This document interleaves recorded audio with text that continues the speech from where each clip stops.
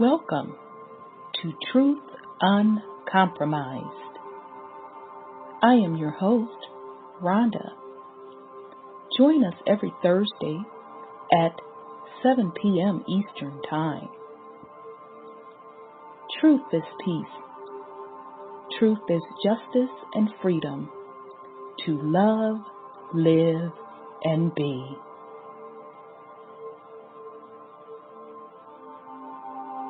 Music provided by SourceVibrations.com.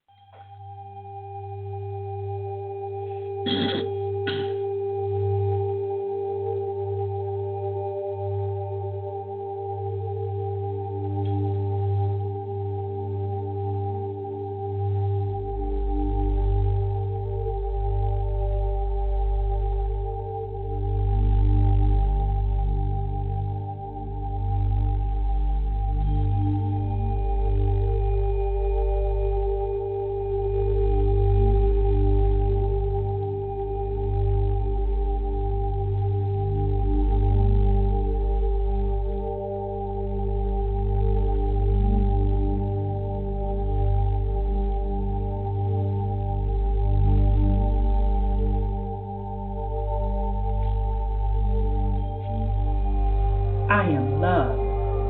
I am peace. I am free. I have abundance. I have everything within me. For I was, for I am, for I always be. We are love. We are peace. We are free. We have abundance. We have everything within us. For we are, for we will always be. For Mother Earth is love. For Mother Earth has peace. For Mother Earth is free. For Mother Earth has abundance. For Mother Earth has everything within her. For she was, for she is, for she will always be. And so it is spoken. So it has been written, and it is done.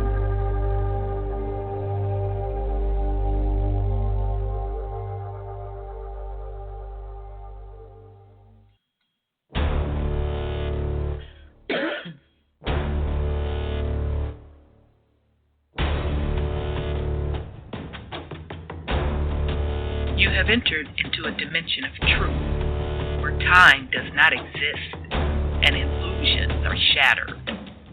The journey of truth is intense. The journey of truth will set you free. Consider this a warning as you enter the dimension of truth uncompromised.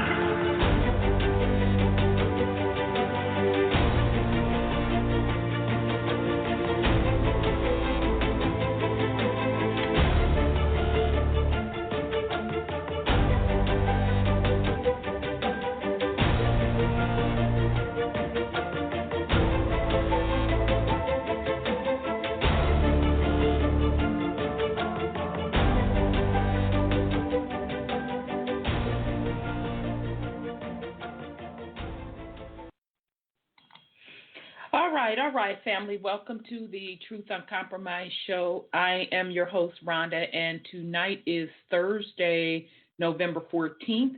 We have a great show planned for you. We are continuing our series, The Real Pilgrims, The True Story of Immigrants Coming to America, Part 5. So if you have not joined us for this series, the main two sources of reference that we are using are two books.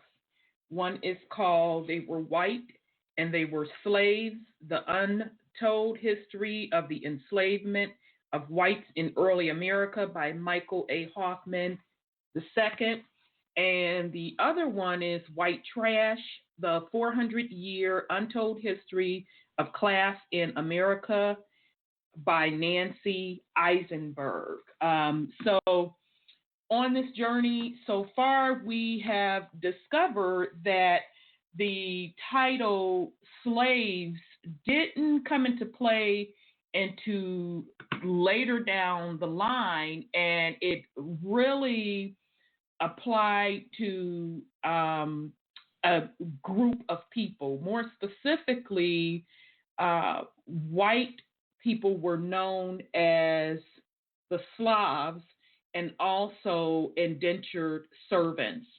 So those that they were considering America, immigrants, the early immigrants of America, coming over in the 1600s and the 1700s, unless you were connected with the royalty bloodline of Europe in some type of way, meaning you were either related by blood or you were some type of way held some type of noble title, you more than likely, when you came to the Americas, you had an indentured servant contract, which pretty much equaled a worker's contract. Some were even brought over because they had prison sentences and they were working off their debt. So as we discussed before when we did the Black Nobility series, we found out that those who held the seat of power over in Europe were melanated, or quote, quote, black. So that means during the time that the white indentured servants came over, that was through that black nobility kingdom. So we're going to pick up where we left off. Last week, we also talked about, we had to go back to our book from our Black Nobility series from Brother Lee Cummings, The Negro Question, Part 6. And we wanted to discuss who Harriet Tubman was really freeing. In this book, on page 147, he outlined and laid out how Harriet Tubman's bloodline was that of the Stuarts. Okay, and the Stuart is the kingdom, yeah, you can say kingdom, of King James Stuart. His mother's name was Stuart. King James was a melanated man. So in that particular passage in the book, he literally gave the ship manifest of Harriet Tubman's relatives, the Rosses, and the Stuarts. Okay, and she was really freeing her family who were exiled from Europe based on the takeover that was happening of that particular Stuart bloodline and kingdom, because the Catholic priesthood and the Protestant priesthood were at war, so it was a hostile takeover. So mind you, on page 147 on the Negro Question, Part 6, the 13 Black Colonies by Lee Cummings, he also, not only does he give you a ship manifest, he also gives you the map of the names of Ross and the Stuart, showing the particular territories in Europe where they were named, they had their namesake. So we're going to pick up where we left off last week. We have a lot more great information to cover as well. I do have a couple of follow-up items, so we're going to get right into it. I'm going to bring on my co-hosts, Brother Sean and Sis Sandra. So just a second here. Let me bring on Brother Sean. Peace and love, brother. Peace and love, brother. How are you? Wholeness and power, sis. I'm good. How about you? I'm good. I'm good. It's good to hear your voice. Likewise. All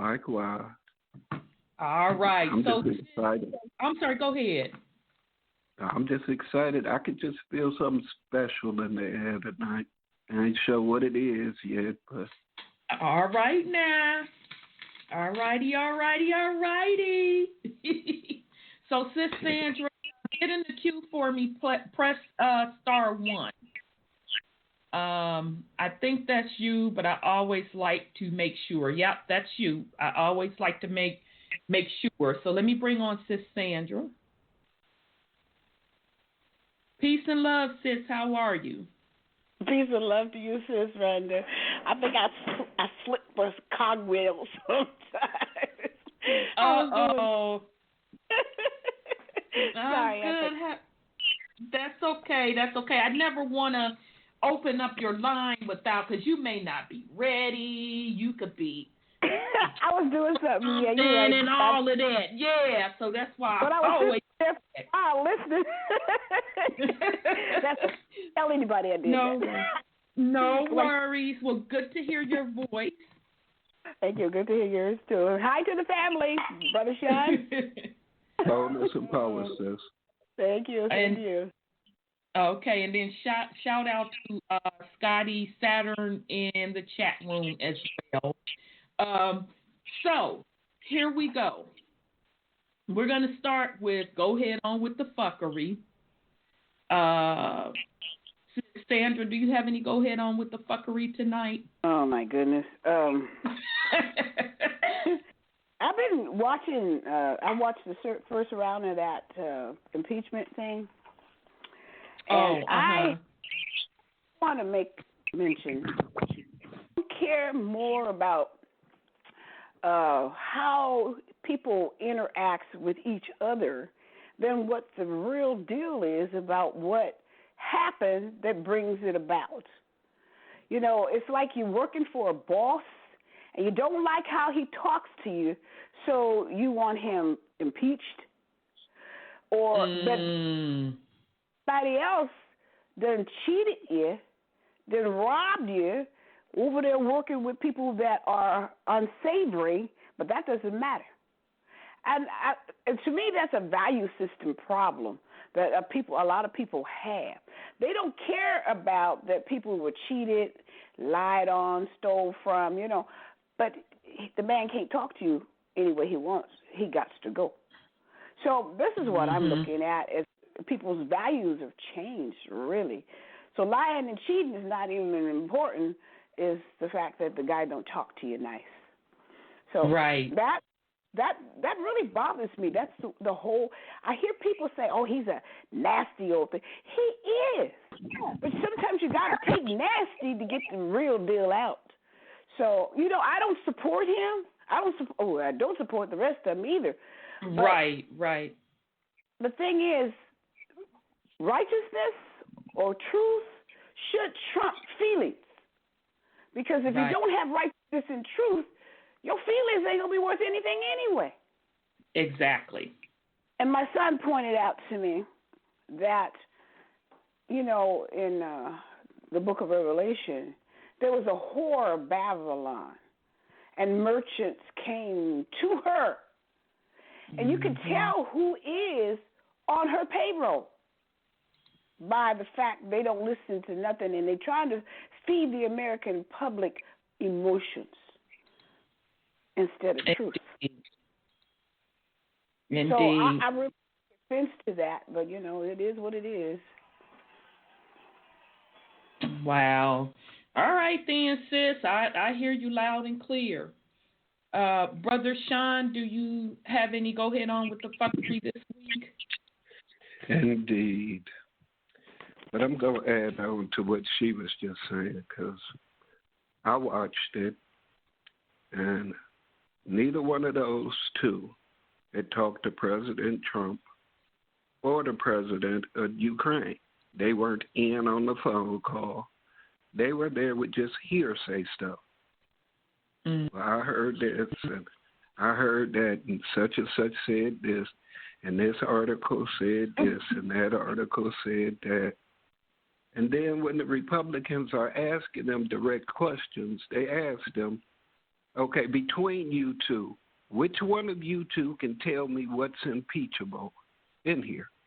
That's right. And they looked at each other, looked up, looked around the room, had nothing to say. They say that they're not there for the impeachment. They said they're there because they were subpoenaed. So no real evidence has been brought out. Nobody has seen the whistleblower. No. Nobody has talked to him but Schiff. But then Schiff turned around and say that he don't even know the whistleblower's name or who the whistleblower is. Mm-hmm. But this person talked to your staff. Right. Now they're about to spend millions of quote unquote taxpayers' dollars Right. on this circus, and people upset and mad and ain't paying attention to nothing that's been said. Now, on questioning about Biden's son, and as far as for that job he got, making $50,000 or $80,000 a month, which very few people make a month. And the company in question is one of the corrupt corporations that they were trying to get rid of. Now, they couldn't answer whether or not Joe Biden's son even spoke Ukrainian language, whether or not he moved there, or whether or not he even showed up for a business meeting. But they sit up and try and say that Trump is being corrupt and taking bribes. Right. But Joe Biden's son, because Joe Biden back and forth over there, trying to discredit Trump with the regime that's been replaced. So now they're trying to say that Trump bribed and done all this, that, and other, even though the president of Ukraine went on national TV, went on the world tour, even told the United Nations there was no pressure, no bribery, no nothing. But we still got this impeachment thing going on. Right. So, I mean, if that's not showing people that the Democrats are the main ones behind all this damn fuckery, even with our people, we could take it all the way back to the KKK and all that shit. Right. It's all been the Democrats the whole fucking time. It's not that the Republicans getting the pass. Right. But the Democrats, they know no bounds. That's true. Not even short of murder. We ain't even about to talk about Hillary's body count. Yeah, I saw somebody, that cat, that white cat meme that's going around. I saw somebody include her in on it, and then the cat popped back up saying, "But I got 9 lives, bitch." I'm like, you know what? That's a good one. Yeah. I'm like, I can't. Yeah, very, very well taken points. And it's just sad that, folks just are so caught up in the doctrine, so caught up in just a political system, period. And to me, it's all theater. But your points are very well taken and valid. So I'm just sitting back with my popcorn, like, how long are they going to continue this show? Because we know damn well they're not going to impeach him. We do know that. So we'll see. We shall see. I do want to make a quick announcement. In the chat room, all of a sudden now I can't even type. So shout out again to Scotty Saturn, and shout out to 7 Christopher. That is my millennial. So Scotty Saturn says that this particular information that we're doing is in line with my own research and genealogy, being Tyrone. Well, I won't say that. And he also said, I spoke with Lee Cummings and got all the books. At the end, Scotty Saturn said, yes, it's all theater. I study theater and film. Yeah. Yeah, they're good at putting on the show. There is a lot of behind the scenes fighting for position and power. And I do have to say that Trump card is ruffling a lot of feathers and shaking up some of the status quo. But at the end of the day, it's all still one grand scheme and all still one and the same.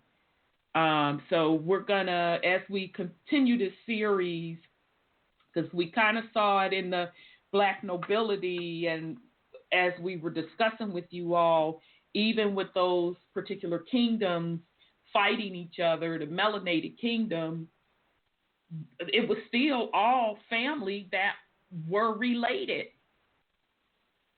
So, and I say again, all of this, what was happening back then on to what is happening today, is still the Roman Empire at the end of the day. And they have mastered playing both sides of the coin to keep their rule of power. They do it across the entire planet. And they are able to do it, of course. It is by force, especially when they were taking over the kingdom. But even more powerful than force is by control. Well, not even controlling, because at this point people are volunteering their belief systems and their mindset to accept the fuckery. Because at the end of the day, people fight. They literally fight to be ruled over. They fight to push a certain doctrine.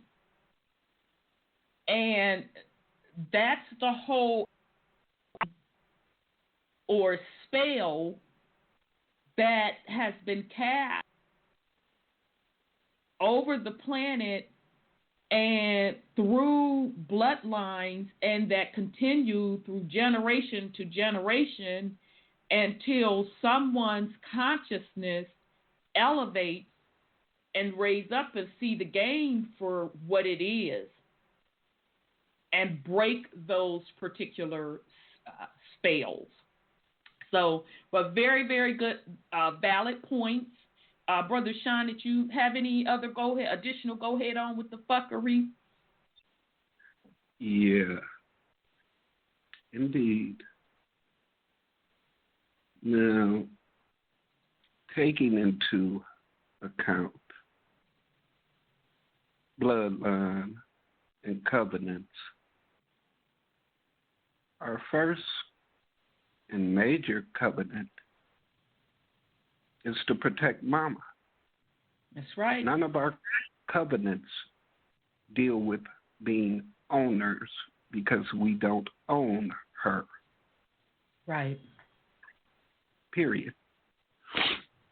So the only thing that people can actually own is their soul, if they have one. But as long as you keep entering into agreement and accepting labels that have nothing to do with you, you giving up your soul. These contracts ain't just about physically enslaving you. They figured out a long time ago it's better to get you to cooperate and give it away. Yeah. I can let you walk around all day, every day, thinking you free. And by your very thoughts and very actions, I know that I have you enslaved. So I don't have to worry about you. I don't have to continually add to your woes. In fact, I could give you a few privileges and benefits to make you feel good while you're here. Because your soul is mine. I got you. I don't have to worry about you. You can walk running around saying anything and everything that you want. I ain't going to fuck with you because I already got you. Know thyself. Don't you think that means to know your bloodline? Yep. And if you don't know your bloodline and you just going along with what somebody else is saying and you have no intimate knowledge of your own bloodline, and I'm not talking about going by these nationalities or names that were given to alliances. Right. In those alliances, there were a lot of different tribes all fighting to survive or all plotting in on the takeover. But whatever side you were on, if you're claiming a nationality that we know for a fact is an alliance, what tribe in that alliance did you come from?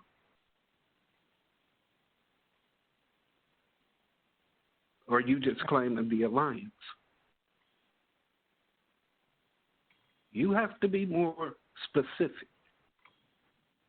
You have to know who you are, or you can't break no curse.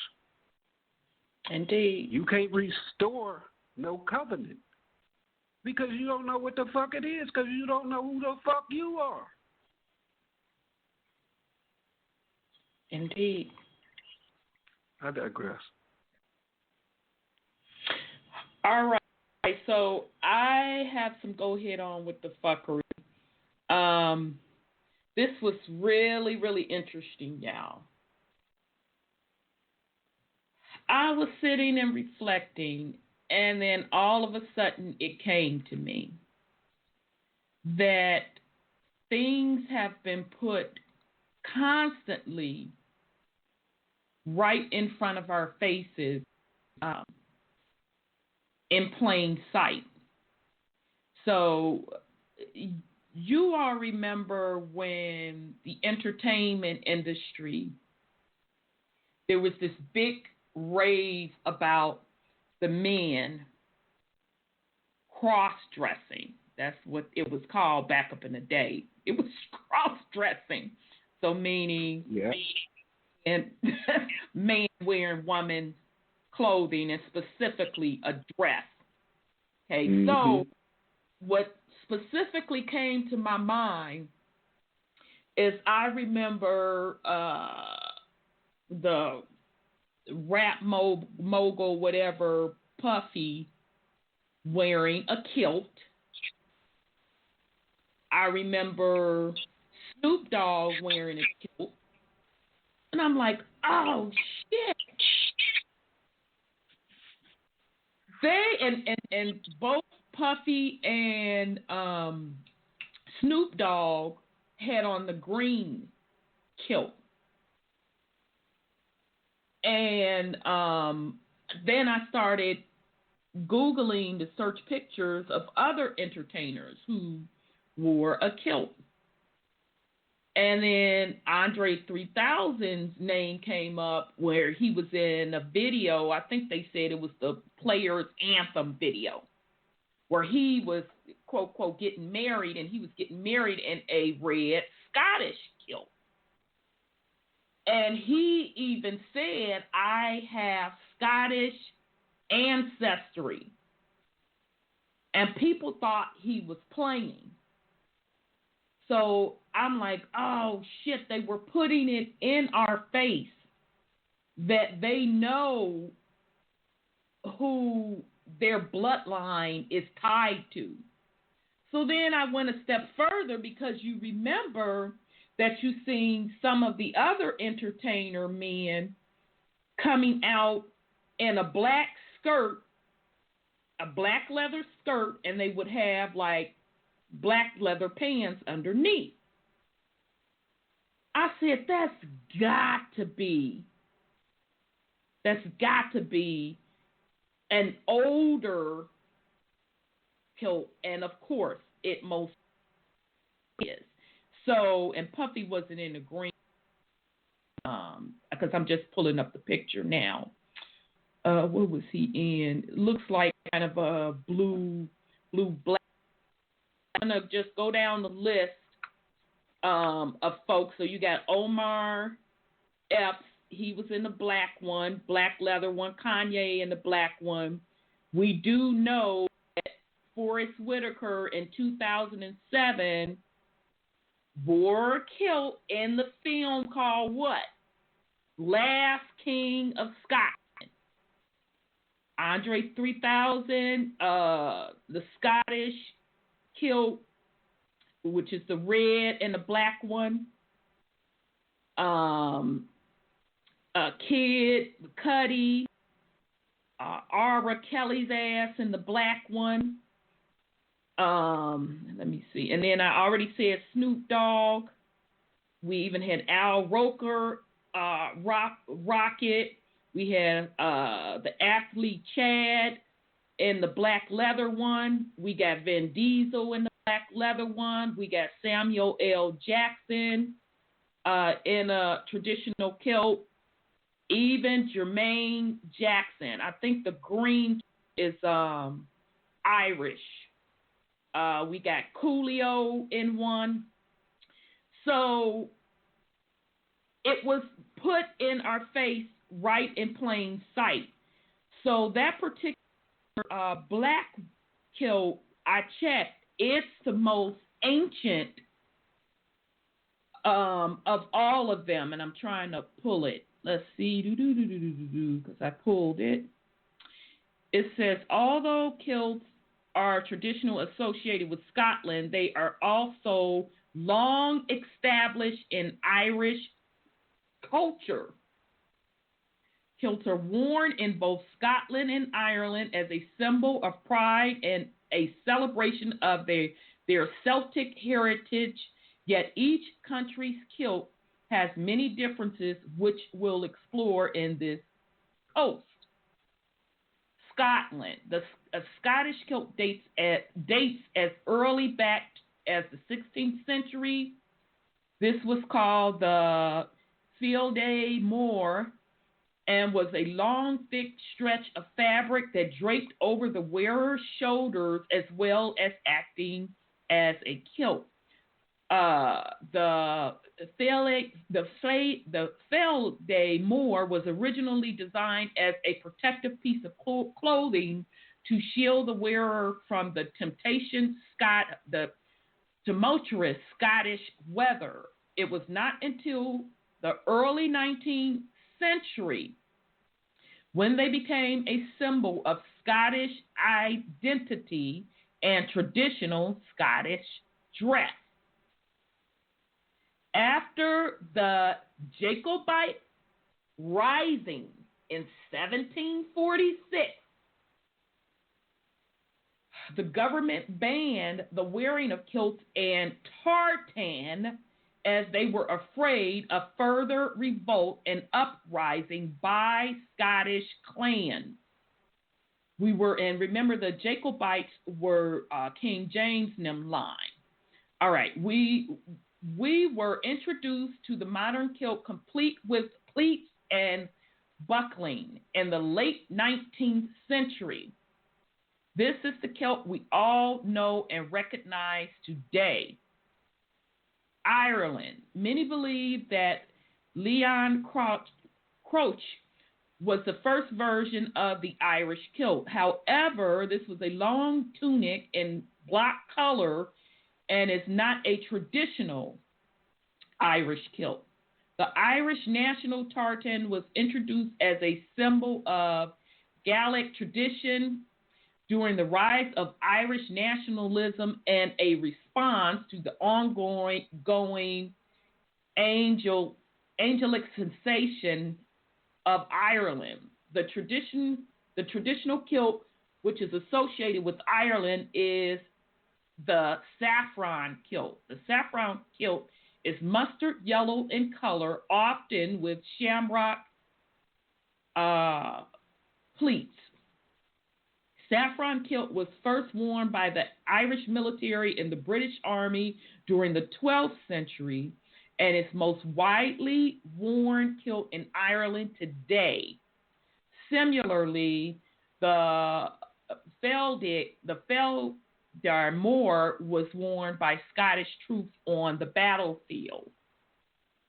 Tartan. So now when I hear tartan, I think of Tartarian.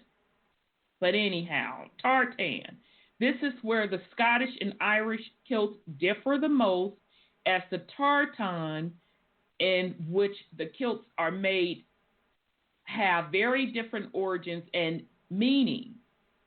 Scottish tartans are a representation of a Scottish clan, and each Scottish family has their own tartan, distinguished by their surname.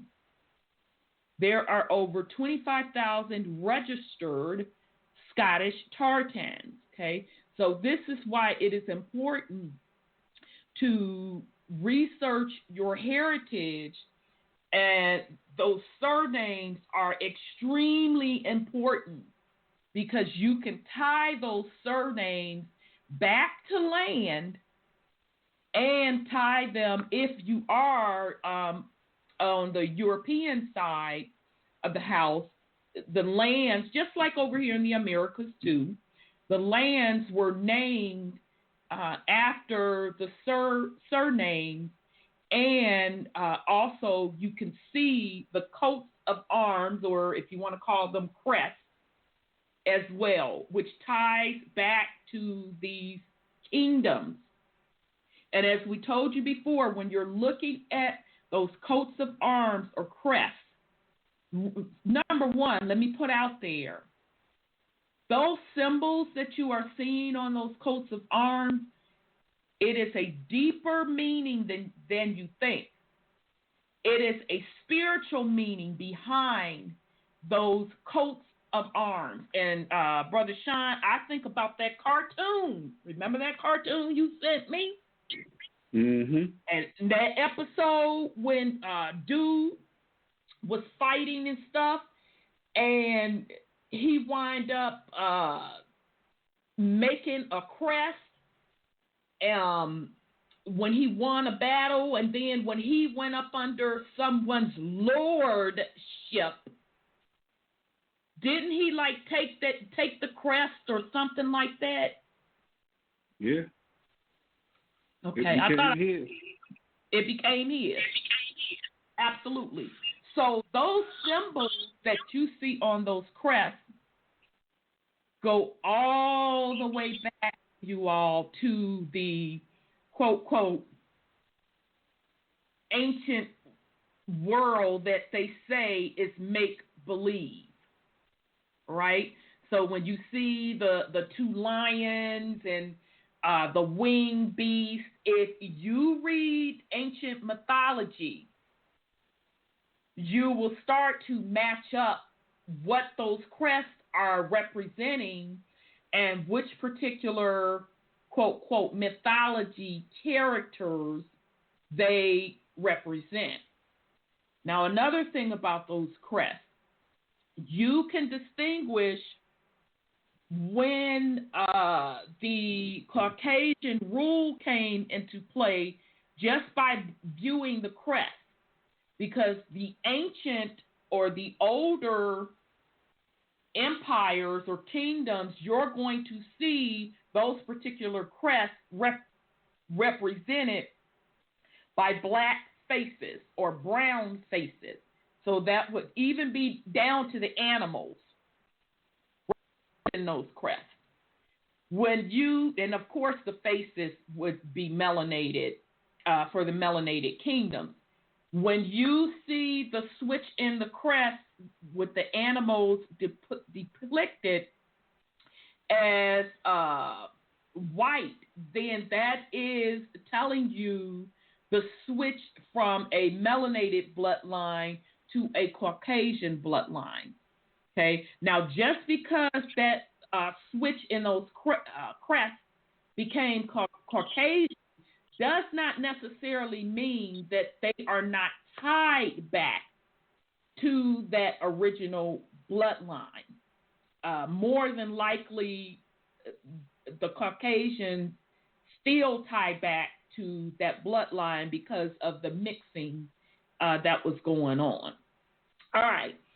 So, however, Irish tartans are designed to represent the districts and counties of Ireland. For example, if you originated from Cork, you would wear a kilt made with the Cork County tartan. All right. Okay, and then they just go into different things about the socks and the shoes, et cetera, but that black kilt is the most ancient and older one. Here it is, the solid. I pulled one on the solid color, so bear with me here, family, as I bring this up. So the solid one, I want to get to the black one. All right, here we go. All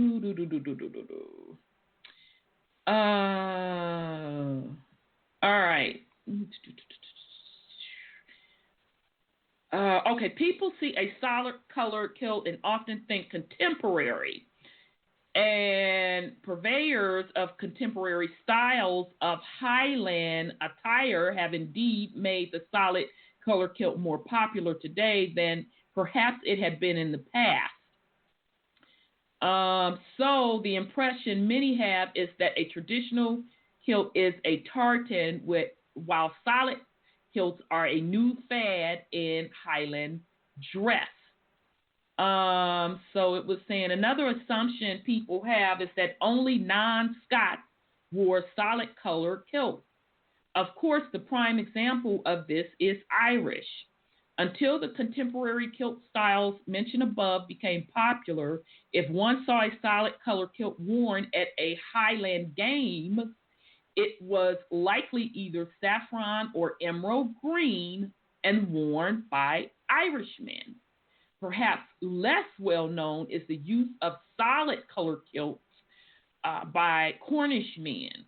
Prior to the introduction of Cornish national tartan in 1963, Cornish nationalists who wanted to wear Highland dress opted for the solid black kilt.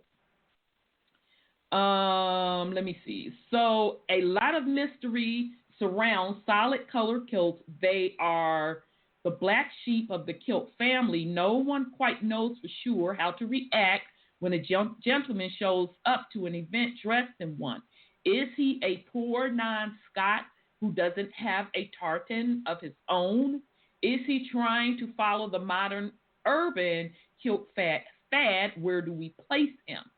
As it turns out, the solid color kilt is really not new, nor is it non-Scottish.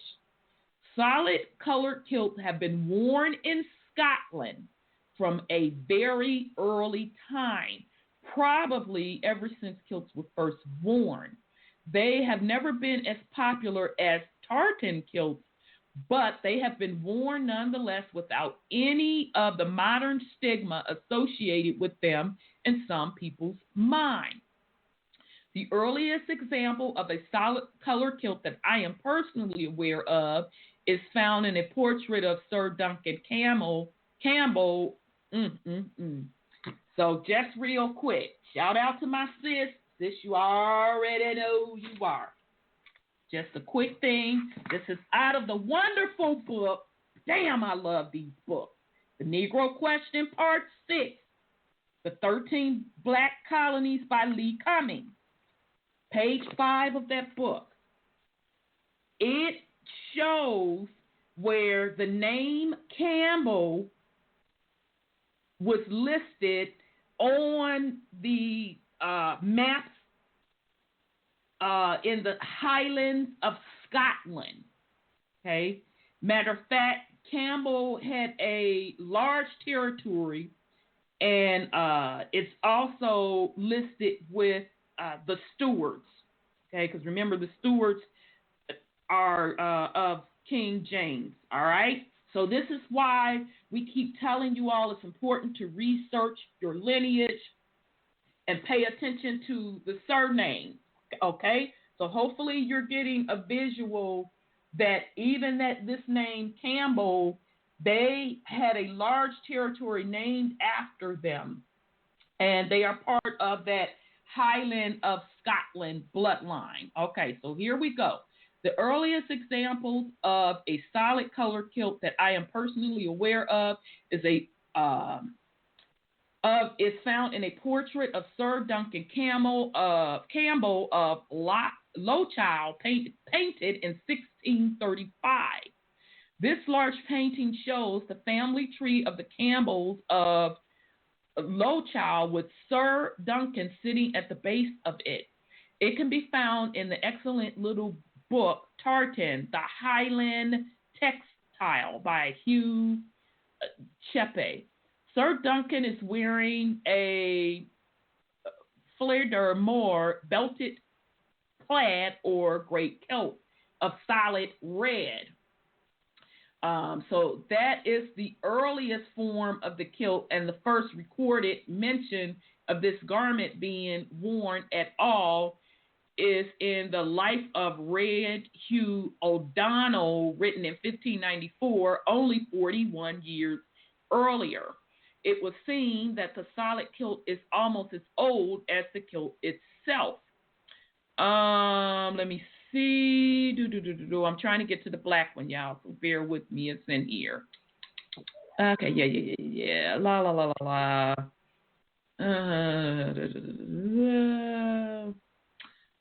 All right. I know it was in here because I couldn't remember if it's tied back to Scotland or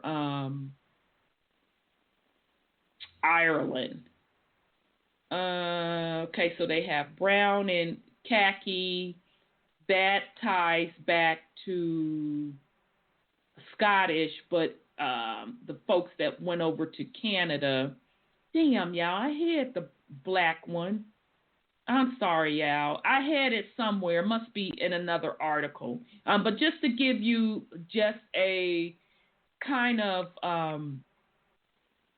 right there in plain view, when you have these celebrities, male celebrities, dressing up in these solid color skirts and or literally the kilts, the Irish kilts and the Scottish kilts. They were putting it in your face that this is part of their lineage heritage.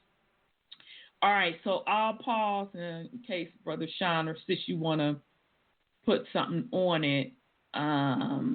If not, I want to say, I was reading the Bible.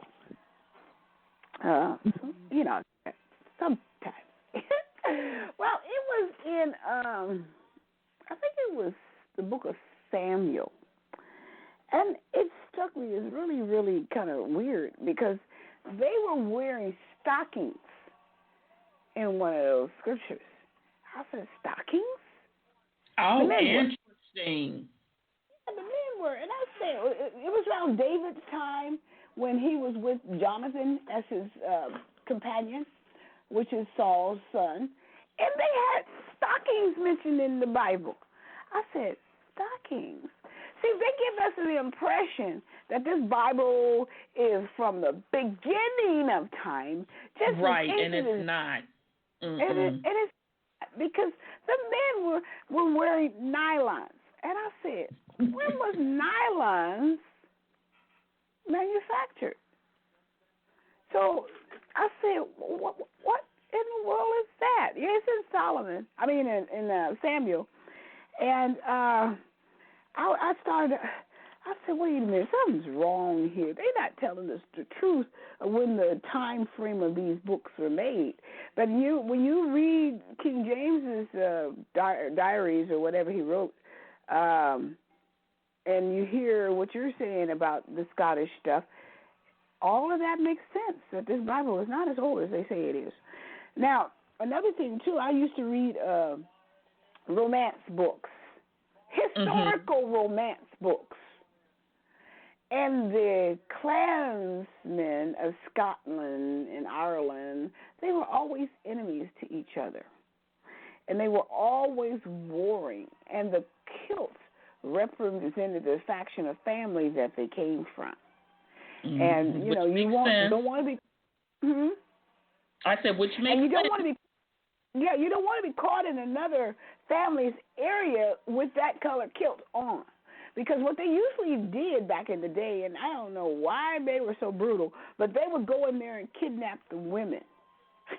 And they would take them for, you know, they would rape them, actually.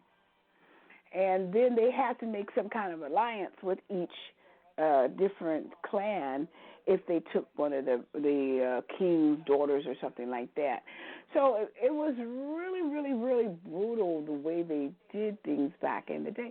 But then you come to this day, and you look, and we were talking about a lot of Indian stuff, but there was a lot of tribal Irish, Scottish rivalry, just like their Crips, Bloods, and whatever. Yes. Now, we're going to go into that. Exactly. So real quick, I want to give a shout-out to Purple Peel. Purple Pill, I can't even get in the chat room.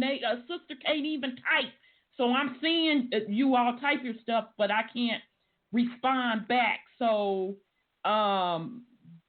give me the information on what kilts are the spinoff from a copies of a far more ancient phenomenon. Please drop that in the chat room. And then Scotty Saturn says, but I mix my fringes with my kilts because one side Black Scot and the other side Indigenous America. The symbols are strong as magic. True that. I hear you, Scotty Saturn. And then my millennial 7th Christopher, even the so-called Native Americans wore a form of a kilt. Absolutely, and so did Africans, right? They sure did. So we all were part of that area, too. Now, it's interesting. Now, the gang stuff. I can't remember which book Brother Lee Cummings put it in. I can't remember if it was 6 or 4. He pointed out, if you look at the gang symbols, you will see the same symbolism that you see in the crest or the coat's arms. Right. All of these things tied together. All right? Even the secret, quote, quote, secret societies, the symbols that they use, I want y'all to think about them, are in a lot of the crests or coats of arms. Even your quote, quote, Masonic order, because that's the most popular of the secret societies. But, you know, there's plenty more and a couple of more that are of higher order than even the Masons. They wear what? Don't they wear like an apron, the Masonic apron? Mm-hmm. Exactly. Yeah. Right. So, Scotty Saturn goes, yeah, like the movie and TV show Highlander. I am immortal. No one can be my equal. Chop the head off and take the life force. My mom told me it was about whites invading black Scots. And then Purple Pill goes, Aztecs called it breechcloth. Interesting. Oh yeah, that's Purple Pill, yeah. As soon as you said that, I saw it. Yeah, I saw the image. Oh, yeah, it is. Of the Aztec cloth in my mind. So, yeah, I just wanted to share that with the family. And Indians wear breechcloth too. Yeah. So, all right, we're going to jump into the topic. I see 330, that's Brother Lex, and then 727. I'm coming to you. I'm going to bring on Brother Lex, and then 727, I am opening up your line. So bear with me just a second. I wish I could find that script. Hi, shalom, everyone. Peace and love, brother. How are you? I'm doing pretty well. Hope everybody's doing good. Yes. Good deal. Power, bro. Yay, you guys feeling pretty energetic at the beginning of the show. I was wild, man. I can't deny all that energy coming out of there. You know, it's very interesting, all this stuff about loincloth and whatnot. There's even biblical scripture that bring up loincloths. Not necessarily. I haven't been all over the Bible. I can't necessarily find the Tartan dress code or anything other than the mention of the country, state, nation that's happening. And like you said, it is very interesting that the name comes up again, especially where this is supposed to be Hebrews. If we look, I don't think Tartan is told to us to be associated with Hebrews, and this is going to show us another merger or another corporate merger through maybe baby swapping. They talk about on the times of Judges where they would swap 30 children back and forth. Basically, they wouldn't swap 30 children. They would swap 30 members to inbreed with whoever their new client was. Meaning, if you're a nation and it's Shelley, right? Shirley? Wait, no, I'm sorry. Sandra? Oh, you're talking about Sandra. Okay, so I'm sorry. So no problem. So if Rhonda had a nation of people and Sandra had a nation of people, and you guys went into some kind of a contractual agreement, you would pick 30 suitors. She would pick 15 men and 15 women, and you would pick 15 women. And those people you would swap them, and they would mate, and then the product of what's coming from that goes to each of your sides. Because now you have blood in the game, so to speak.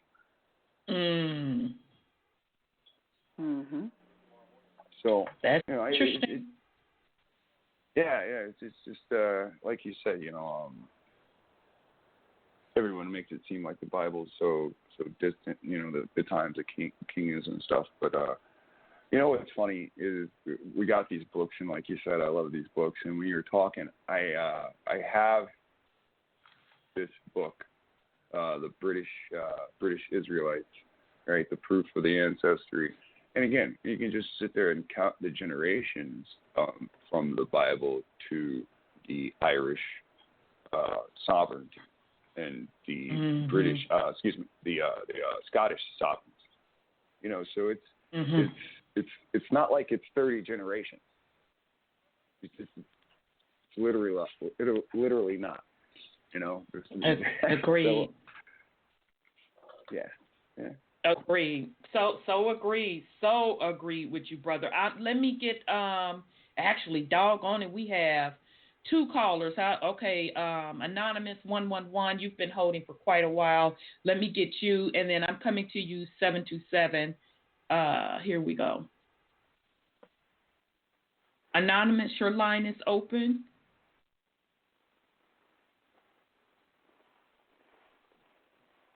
Peace and love. Anonymous, your line is open. All right, I'm going to mute you. Maybe you didn't mean to open it. All right, let me come to you, 727. That's it, Cheryl. Hey, peace and love, family. This is Cheryl. Hey, you were, Hi, good evening, everyone. You were talking about the Campbells, and it triggered something in my memory. I had read some time ago about beneath the tombs, the pyramids in Giza. Mm-hmm. They are dedicated to the Campbells. They have a slogan of Ne Oblivis Caris, which means never forget.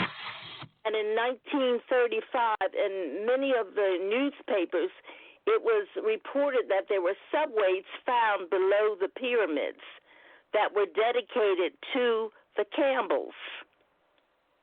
I don't know if anyone else said, if you have any information about it. This is in 1935. They discovered subway tunnels leading into treasure chambers. Yeah. Wow. That would make Egypt sense. and England. And this was supposedly dedicated to the Campbells, which were a large group of people from Ireland and England. That would make sense, because looking at Lee Cummings' information in the Negro Question Part 6 on page 5, he shows the map, and the Campbells have a large territory on the map, along, of course, with the Stewards. The Stewards are, of course, throughout it heavily, but the Campbells not slacking at all. And the area is like the Campbells hit the side right on the other side of Glasgow, to just give you. So there's Edinburgh, and then Glasgow, and then on the other side of the line was the Campbells' territory. So that would definitely make sense, sis. Would definitely. Yes, they were called the Campbell Tombs. Wow. So you're saying... And they're beneath the pyramids. There are tunnels, subways beneath the pyramids, which I thought was, very interesting. And they named these tombs, they were named after the Campbells. So that just triggered a thought when you were speaking about, what you were reading earlier about the Campbells. And I didn't know if anyone else had anything, if they had more knowledge about it. Wow. Even here, the Campbell name is a very prominent name in areas like New York and Michigan and Ohio. Yeah, and so that means melanated folks with that surname of Campbell, now you know. That's right. I did not. But can you imagine subways beneath the pyramids? I mean, hundreds of years ago, there were subways. Yeah. It makes sense. We know that it was so much suppressed technology, and I do have to give shout out to the mud flood communities for bringing that into play. So yeah, it makes perfect sense, because even if this is how stuff was suppressed. Most of the cities that we live in are built on top of the ancient cities. Right. So in New York, you can go to like the underground spots where they built the first subway system, quote, quote, and then on top of that was another one. Even in Atlanta, a lot of the city is built on top of an ancient city.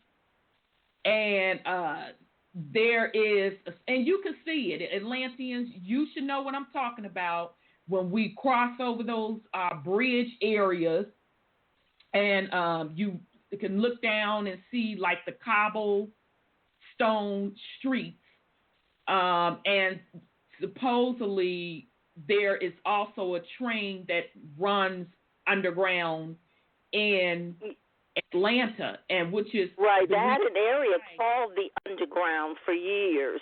Yeah, it's still there, girl. It is still okay.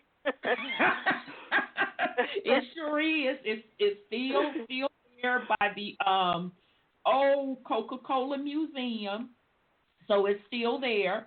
But which also is one of the reasons why, too, that we have so many sinkholes, because stuff is just built on top of other yes, all these massive architectural buildings that we had, and you wonder what happened to them. Right. You know, they make us think that it was just forests and lands and no buildings or anything here, but there were cities built, you know, and there was electricity in the 1700s, 1600s, 1700s that we don't know about. There were street lights. There were not gas lights. There were electrical street lights. No, something exactly. Yeah, when they were talking about the Campbells, I remembered, you know, the information that I had discovered about these underground subways, even in New York City, and they have the Campbell name on it. Damn. You know, yeah, I'm going to try to look into that. Wow. I know. Thank you for accepting my call, and I'm listening. Okay, good. Great to hear your voice, Sis Cheryl, and thank you for sending me that information. Sis sent me a lot of information on black indentured servants as well, so we're going to get to some of that as well tonight. So thank you so much, Sis Cheryl. You're welcome. Peace and love, everyone. Okay. I'm sorry. Go ahead, Sis Sandra. I want to mention something. Remember in the Lost Book of Inky, when they were hunting down Marduk, he went into the pyramid, and there was chambers in there, and they had electricity in there. Remember that? Oh yeah. Although those weren't the pyramids of Giza that we see today, that's not the original stuff, y'all. But that's a separate story. Yeah, but see, it doesn't. I mean, that's where he put it over there because he was a Jewish man. What's his name? Sitchin. He put it over there for it to be over there because that's where they want Israel to be. But if you listen to the Atlantic train tunnels and all that kind of stuff, it's pretty much saying what he did was probably over here because he was sent over here. Right. Well, it was South America, right? Yeah, he was sent over here, he and his son. Yeah, South America, yeah. Yeah, so those pyramids she's talking about may be the ones he was in. Yeah, but see, remember, in total agreement with you, sis, but it's just really just so interesting how we think, and not necessarily us that are into this information, but the rest of the populace, I'll put it this way, think that, yes, Scotty Saturn, I totally agree with you, says, but Zionists created the fake Holy Land hijacked over there. Absolutely. Yes, the ancient... Go ahead, sis. That's why I said it wasn't over there. It was over here, because he was over here. Yeah. And it goes, yes, the ancient tech where they had electricity through these DC chargers, like the comics, DC and Marvel, yeah, America is the true old world. Absolutely. Absolutely. And I love the work of this YouTuber named John Levy, Jonlevi. He goes through like pictures from the 1700s and 1800s, and he's showing you the magnificent architectural structure back then that they can't even recreate today. Let's be clear on that. Let's start with that. Then the second part of it, as Sis Cheryl said, he shows you in these pictures where there was electricity back then. Okay, so they had the same like electricity pole transformers that we have today, as well as only difference is on their particular buildings, you're going to see them with antennas on them. So that equals the transformers. So meaning the electricity coming from the line going to the antennas to give electricity to the home. And if you pay attention, because Brother Sean and I did this one time, we went to a bunch of cities on Google, just Googling different city names. And we started looking at their downtown, quote, quote, areas. Every last one that we went to, and we did it across the planet, mind you, you will see these buildings with the antennas, and if you pay attention, you'll see the structure where they have like the spiraling copper around them. So in other words, they are leveraging the technology from, quote, quote, Tesla, which he did not invent it. All he did was just build from probably ancient blueprints of technology that was in somebody's ancient books that was handed to him. So Scotty Saturn goes, John Levy shows the truth about those ancient structure and how they was just bringing in the immigrants, a.k.a. white slaves, to just fill in what was already built here. Absolutely, Scotty Saturn, because he always says in his videos that these structures were already here, and the people that horse had and buggy culture. Yeah, now they just inherited those things.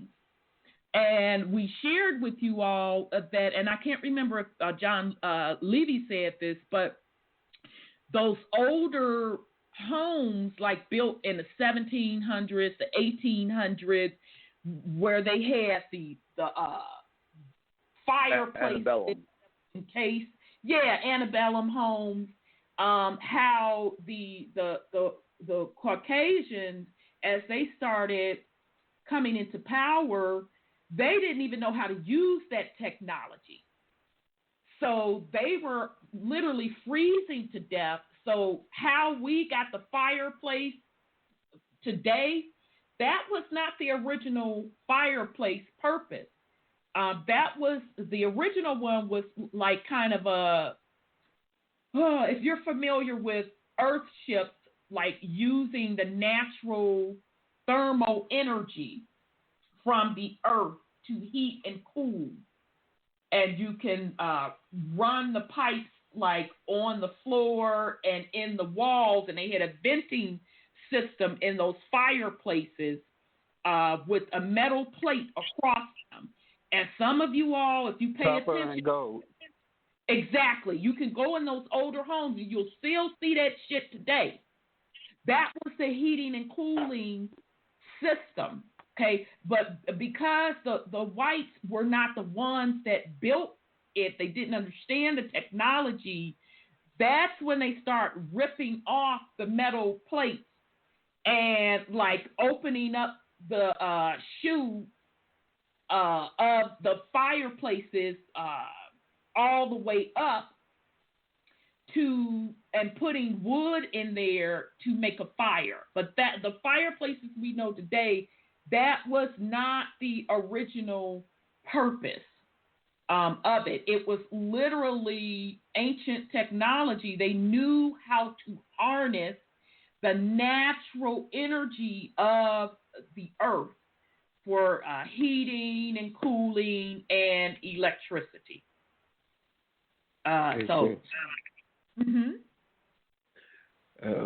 Check out the last article I sent you in Messenger about the mound builders. It strangely enough goes off into Inky and Leo, and a lot of what y'all just went over. It has not the YouTube video. No, not the video. There's an article before that. Okay, let me go up. About the mound builders. Yeah, let me pull it up. I didn't get a chance to read it. So it goes, ancient mound builders. Who were they? The beginning of the great cover-up on the history of man by Mary Sutherland in 2004. Here we go. In 1881, the Congress of the United States gave $5,000 to the Smithsonian. There go the goddamn Smithsonian involved in some fuckery already. And if you followed us on the Giant series, you'll know that they were heavily involved. Whenever some ancient artifact was dug up in regards to the giants, their ass was to pretty much take up the remains. So this should not surprise us at all of the fuckery with the Smithsonian. In 1881, the Congress of the United States gave $5,000 to the Smithsonian Institute to conduct archaeological excavations related to the prehistoric mound builders and prehistoric mounds.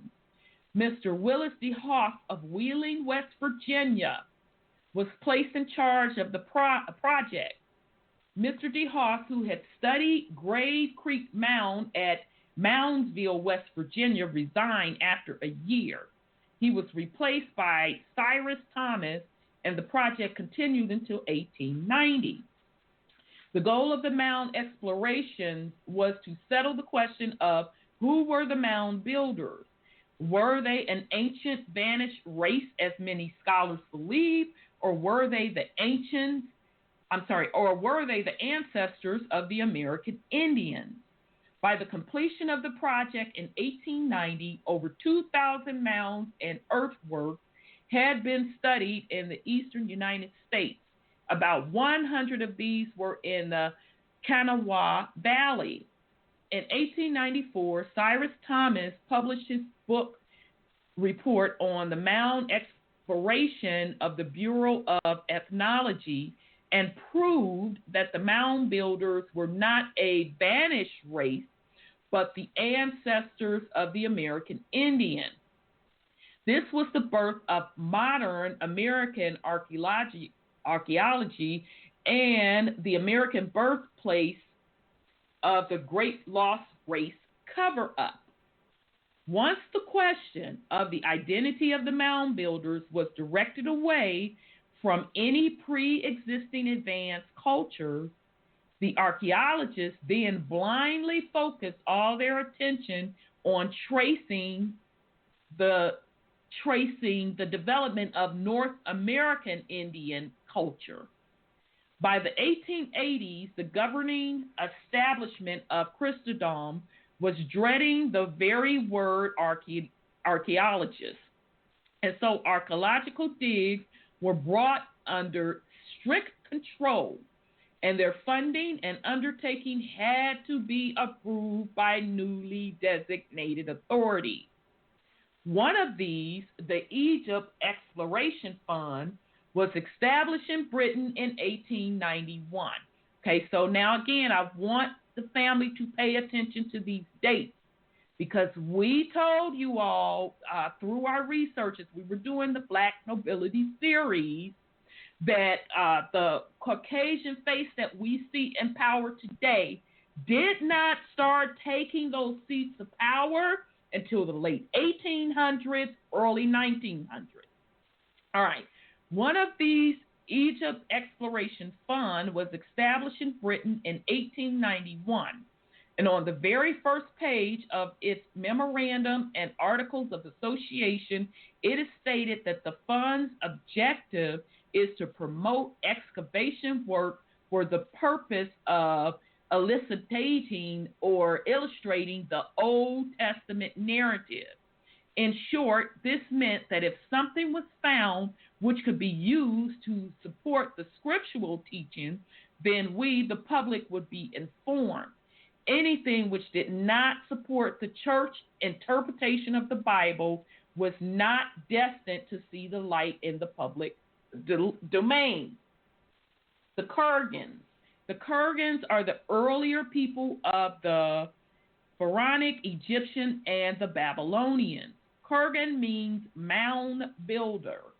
And what is that? Latvian Kura means mound hill, which corresponds, there we go, to Sumerian Kerma, a star rising, all with the same basic root Ker, hill, mound, as in Kurgan. The Russian and Turkic meaning is barrel or artificial mound. Marja Gambatus writes that the Kurgans Yamnaya, or pit grave culture, ostensibly started their migration in southern Russia and the Ukraine steppes of the Black Sea, reaching Anatolia. I know I'm not pronouncing this right, y'all, so just bear with me. And Mesopotamia through the Balkans and Greece, across the Caucasus, then east to Central Asia and south, into Iran. I'm sorry, go ahead. Go ahead, sis. You say Yamnaya? Yamnaya? Is that what you said? Yep, that's what I said. Y-A-M, Yamnaya. N-A-Y-A. Yep. Yep. That's that monkey man. Child. That horse. Child, I can't. All right. Okay, it goes. The initial temples of the Pharaonic Egypt was made of mud bricks, as in Mesopotamia, whereas buildings in stone came thereafter, mimicking the same style of archaeological or architectural building previously used for buildings in mud bricks. This fact led to Egyptologist Walter Emery to conclude that the Pharaonic Egyptian culture traced its origins back to an immigrant people, perhaps from South Mesopotamia. The Kurgans provide us with an earlier people who buried their dead in a manner which must be regarded as a technological precursor to the later burial mounds of Babylon and Egypt, a people of Europe. Waking up from a deep slumber, are the Lyrians, Syrians, and the Anunnaki the same? Baby, let me take a sip of my water. Well, you said Sumerian. I'm sorry, go ahead. Sumerian already. So that really, the light went on as far as the Anunnaki on that one. Yeah. And then you said imitating, and then you said Yanayas, and those are the people who actually imitate the people they take over. Child, this stuff is a mess. It's the Lyrians. They came out of Africa. You said Africa too, right? Well, Well, of course they did. Mesopotamia. Yeah, it's known as Africa today. Absolutely. Yeah. Yeah. If You just have to know the key words. Exactly. And you have to know those ancient quote mythologies. Mhm. All right. So, if the Lyran and Syrians are in fact referenced as the Anunnaki, then would Enlil and Enki be equivalent to Lyran and Syrian? And so this author breaks down Anunnaki equals An plus Ana plus Ki equals God plus goddess plus earth equals gods and goddess of earth, male and female rulers of earth. In the prism of Lyra, the Syrians, Enki, are depicted as interfering with the plan of a Lyran group in Leo that were trying to create a species that was to have no knowledge of good and evil. The prism of Lyra states that the and Syrians who have worked together, I can't. In the creation of humans, the primitive workers. Sorry, go ahead, sis. So the Lyrans is one of those groups they say are blondes. And Dr. Phil talked about those people, and they're from outer space. And they're tall, thin, blondes. They call them something else today, though. What they call them today? I know they have them in Russia, and they call them I forget because 10 of them landed in Russia. Yeah, they call them something else. Isn't it the Palladians? That's what they're calling them today. They call them. I thought they still call them Lyrians. Lions. But the Palladians is a different breed. Oh, okay. I think they're separate. I may be wrong. Okay, because I when you say the tall whites with the blonde hair, I think of the Palladians. But okay. But them the Nordics. The Nordics. Yeah, I think the tall whites are the Nordics. Okay. So go. So we're hearing interterrestrial interference on this planet. That's what you're saying. Okay, so let me continue because they get ready to get into it a little more. The prism of Lyra states that Syrians who had worked together in the creation of humans, the primitive workers disagree philosophically concerning their creation. While the Lyrans in Leo wanted to create a species devoid of the knowledge of polarity or of good and evil, the Syrians saw that humans could not evolve spiritually without this knowledge, okay? And just so you all know, Enki is represented by a fish. So I want y'all to noodle on that. And then I'm just gonna drop that right there. So here we go. Royal and priest point out that Enki in the Sumerian text is something portrayed as a serpent and evil spirit, and that perhaps this was a ploy by Lyrians to keep humanity from following the instructions of the Syrians who were attempting to help humankind. All right, so notice they're trying to say, they're saying Enki. Well, you said humankind. That's what it says. That's what it says. They give away that they created the combination of man and the primates. Okay, so royal and priest imply that it was the Syrian group Enki, serpent, Satan that encouraged Adam and Eve to eat off the tree of knowledge in the story of the Garden of Eden as contained in the Bible. the Syrians, Enki, may have been at least temporarily thwarted by the Lyrans in Leo in the Garden of Eden, but it seems that the Syrians, Enki, had the last laugh. According to the Prism of Lyra, the Syrian group inserted, a latent DNA code in humans. The code is triggered by an accelerated vibration. God damn it, this article the bomb, Sean. The code is triggered by an accelerating vibration that occurs when the civilization begins to evolve spiritually. As Earth accelerates towards self-awareness and fourth density, which is occurring presently, the code is activated. Once activated, the human race unwinds its limited vision like a coil until the expanse of all that is becomes visible. Planet Earth and Marduk. The legend of Marduk. The king.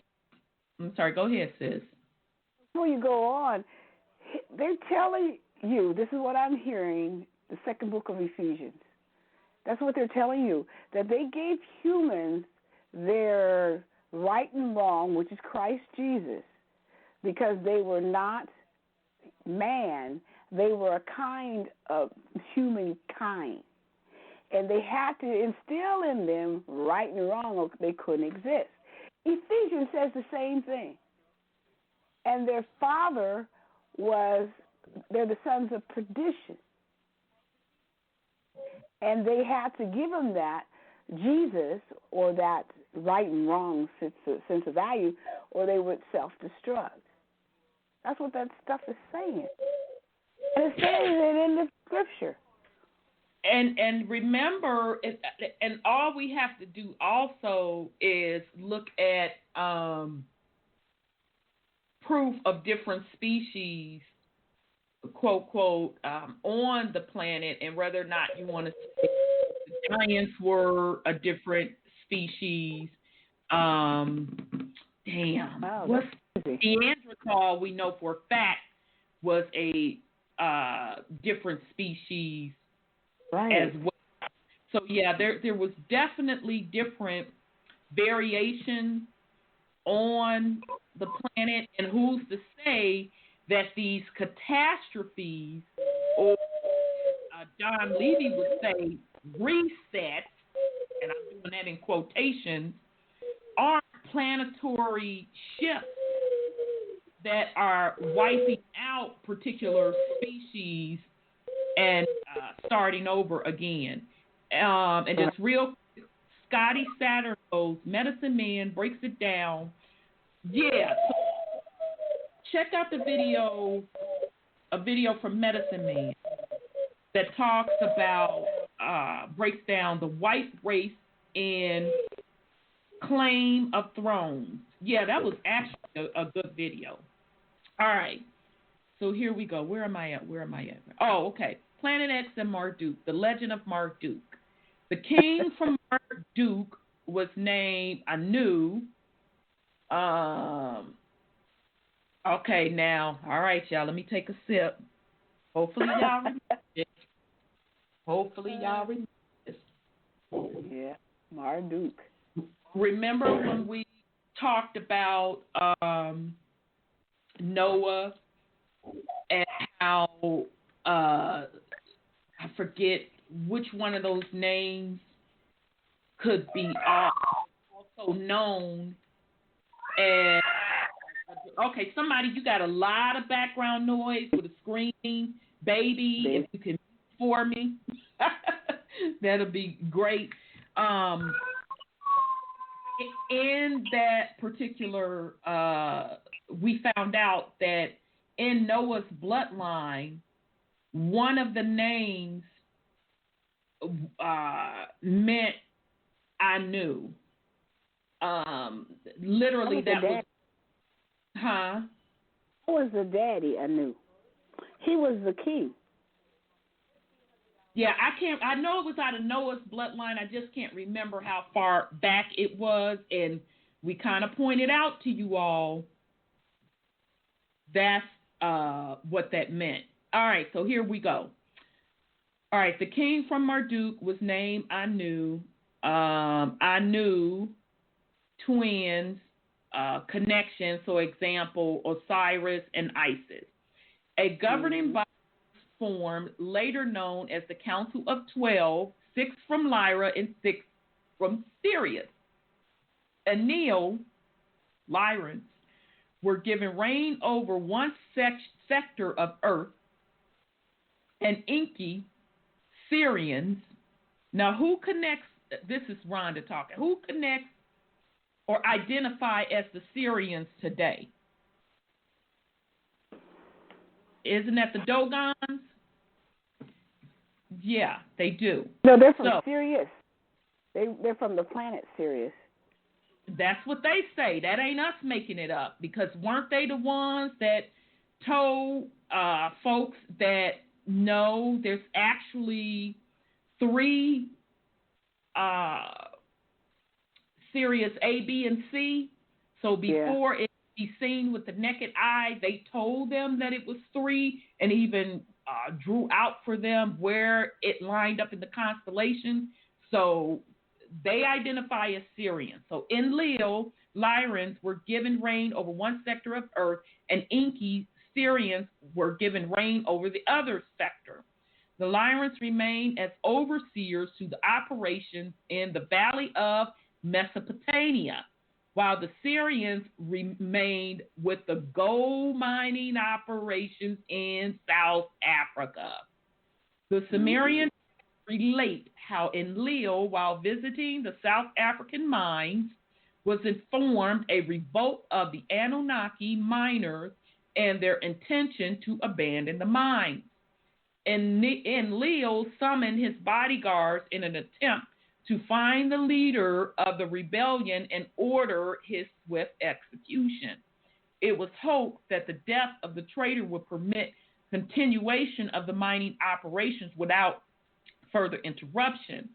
When Enlil was informed that Enki was responsible for the Anunnaki uprising, he summoned his father Anu and convened the Council of 12 to settle the dispute.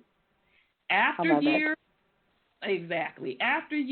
of elemental mining, the Anunnaki expressed to the Council of 12 their refusal to work in the mines. Enlil explained to the council that for 150,000 years, his Marduk brothers had toiled to save the atmosphere of Marduk. Okay, so that's why they was mining for gold, y'all. The Anunnaki could not continue the long ruling hours necessary for the continuation of successful mining operations. They refused to endure the toil, sweat, and dust.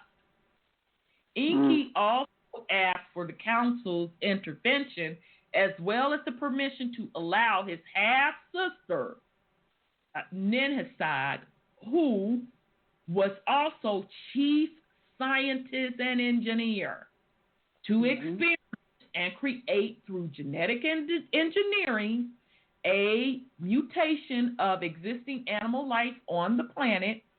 This manufactured genetic creation would be known as Lulu. Now, am I just remembering incorrectly, or is science calling one of the ancient mummies discoveries Lulu, or am I just mixing it up? I know they have one named Lucy, or maybe I'm just mixing shit up.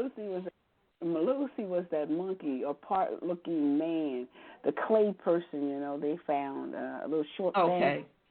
Okay. Yeah. I thought they named one of them Lulu, but anyhow, its primary purpose would be to work in the mines as slave laborers to the Anunnaki.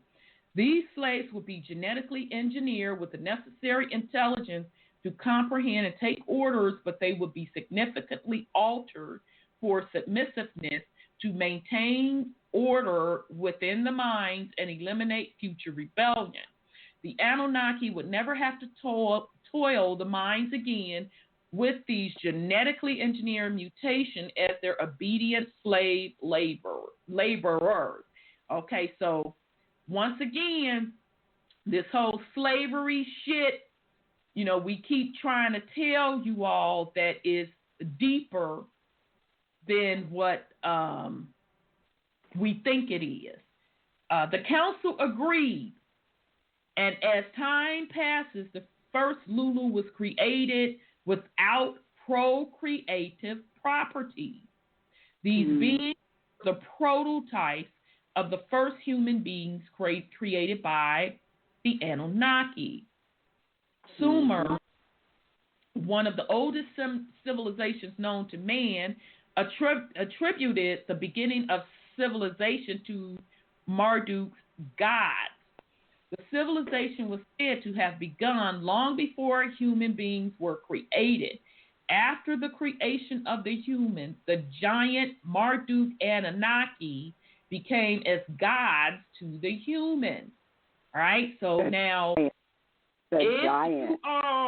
we did like an entire year, and shout out to Brother Wendell on this whole narrative.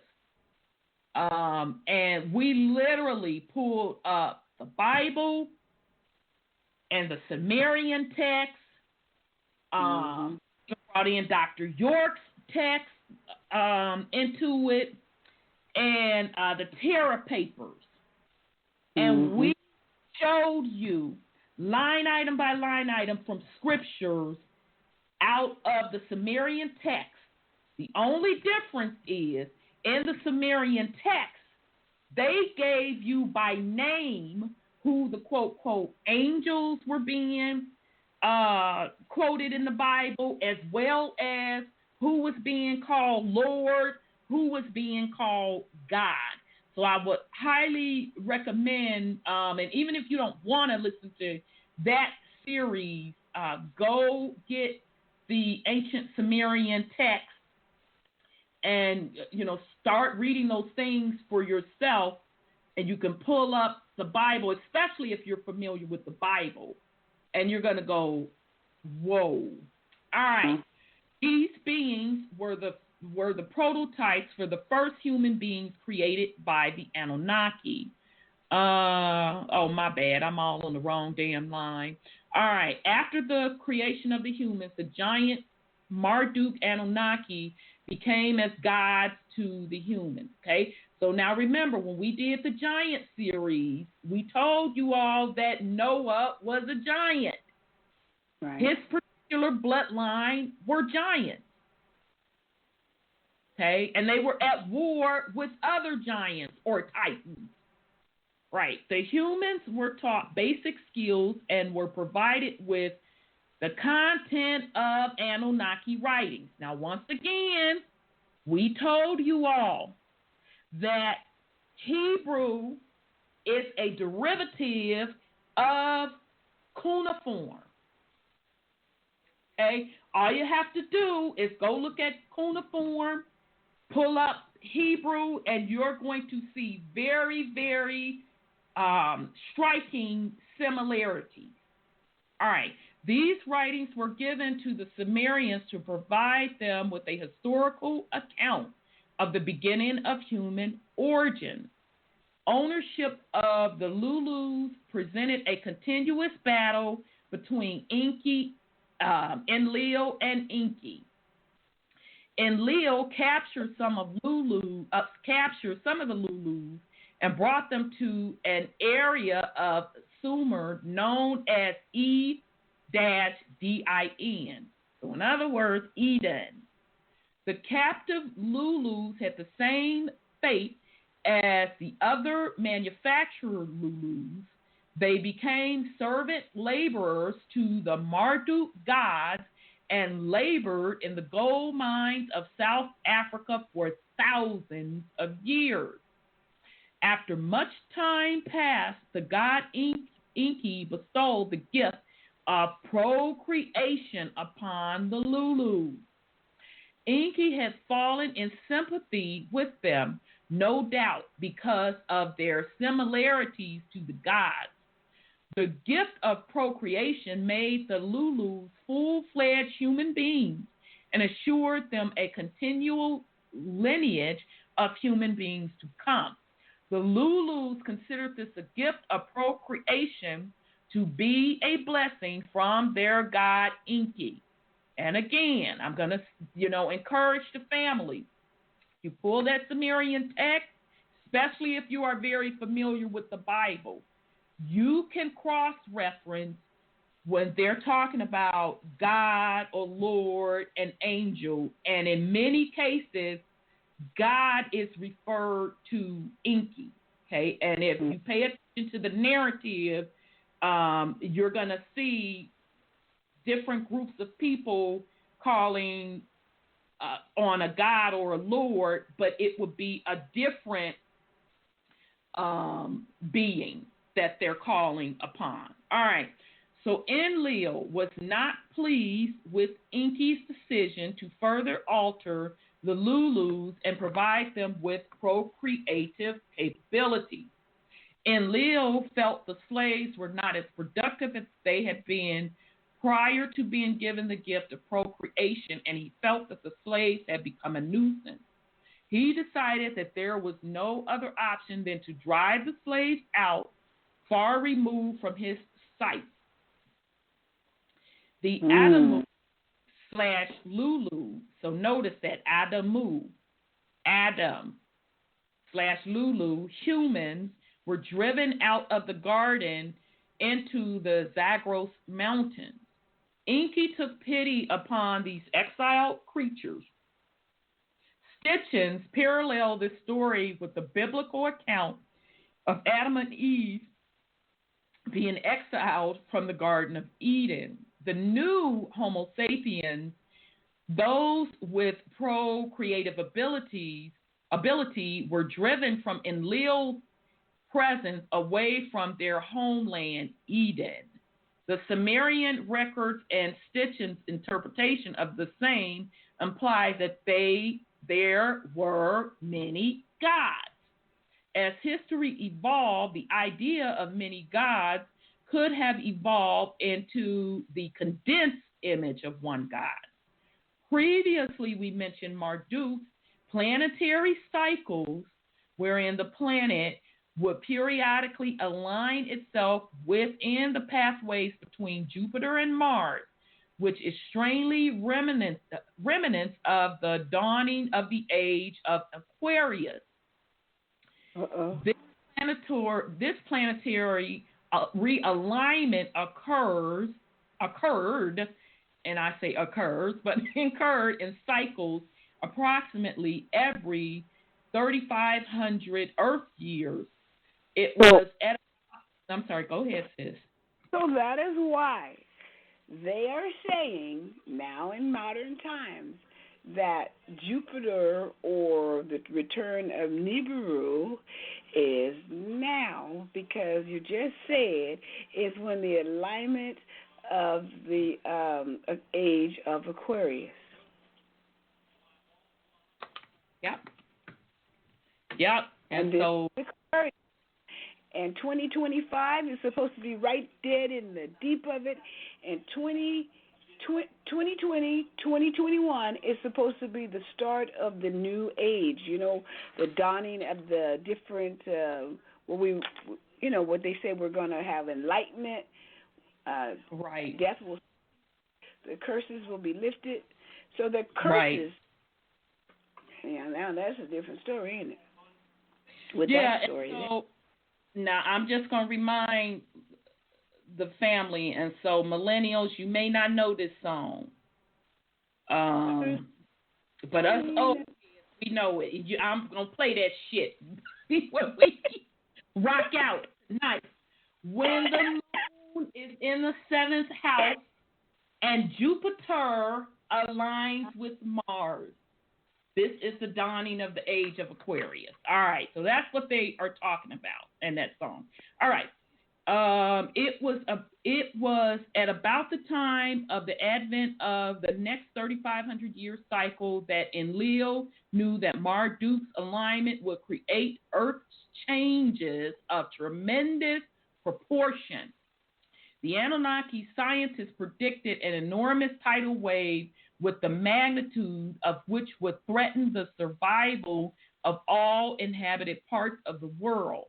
And Leo did not want the Lulus to know of the ensuing disaster. He persuaded the Council of 12 to suppress this knowledge from them. He was apprehensive of the panic and fear that would be generated throughout the land. It was also at about this time period in Sumerian history that the new breed of earthlings began to increase in numbers upon the face of the earth. The sons of God took as their wives daughters of the earth human beings, hence mixing blood of the Lulus with the blood of the gods from beyond the heavens. And Leo discouraged this and thought of a way to destroy all flesh. This also is a strange parallel to biblical reference to the end of the way of all flesh.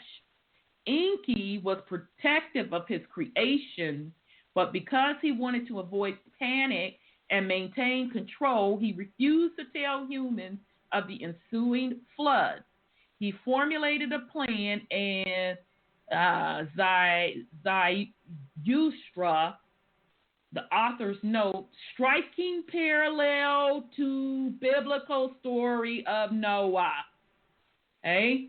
And so I'm going to have to find which one of Noah's relatives before him. It might have been his father who carried that name Anu. Okay? All right. So anyway, was summoned. Enki told Zarathustra or Noah to stand behind a wall of reeds and converse with the wall. Yeah, goddamn it, I remember this perfectly. Because Brother Wendell even picked out the biblical verse on that shit. When I think it was Noah was being visited by the angel.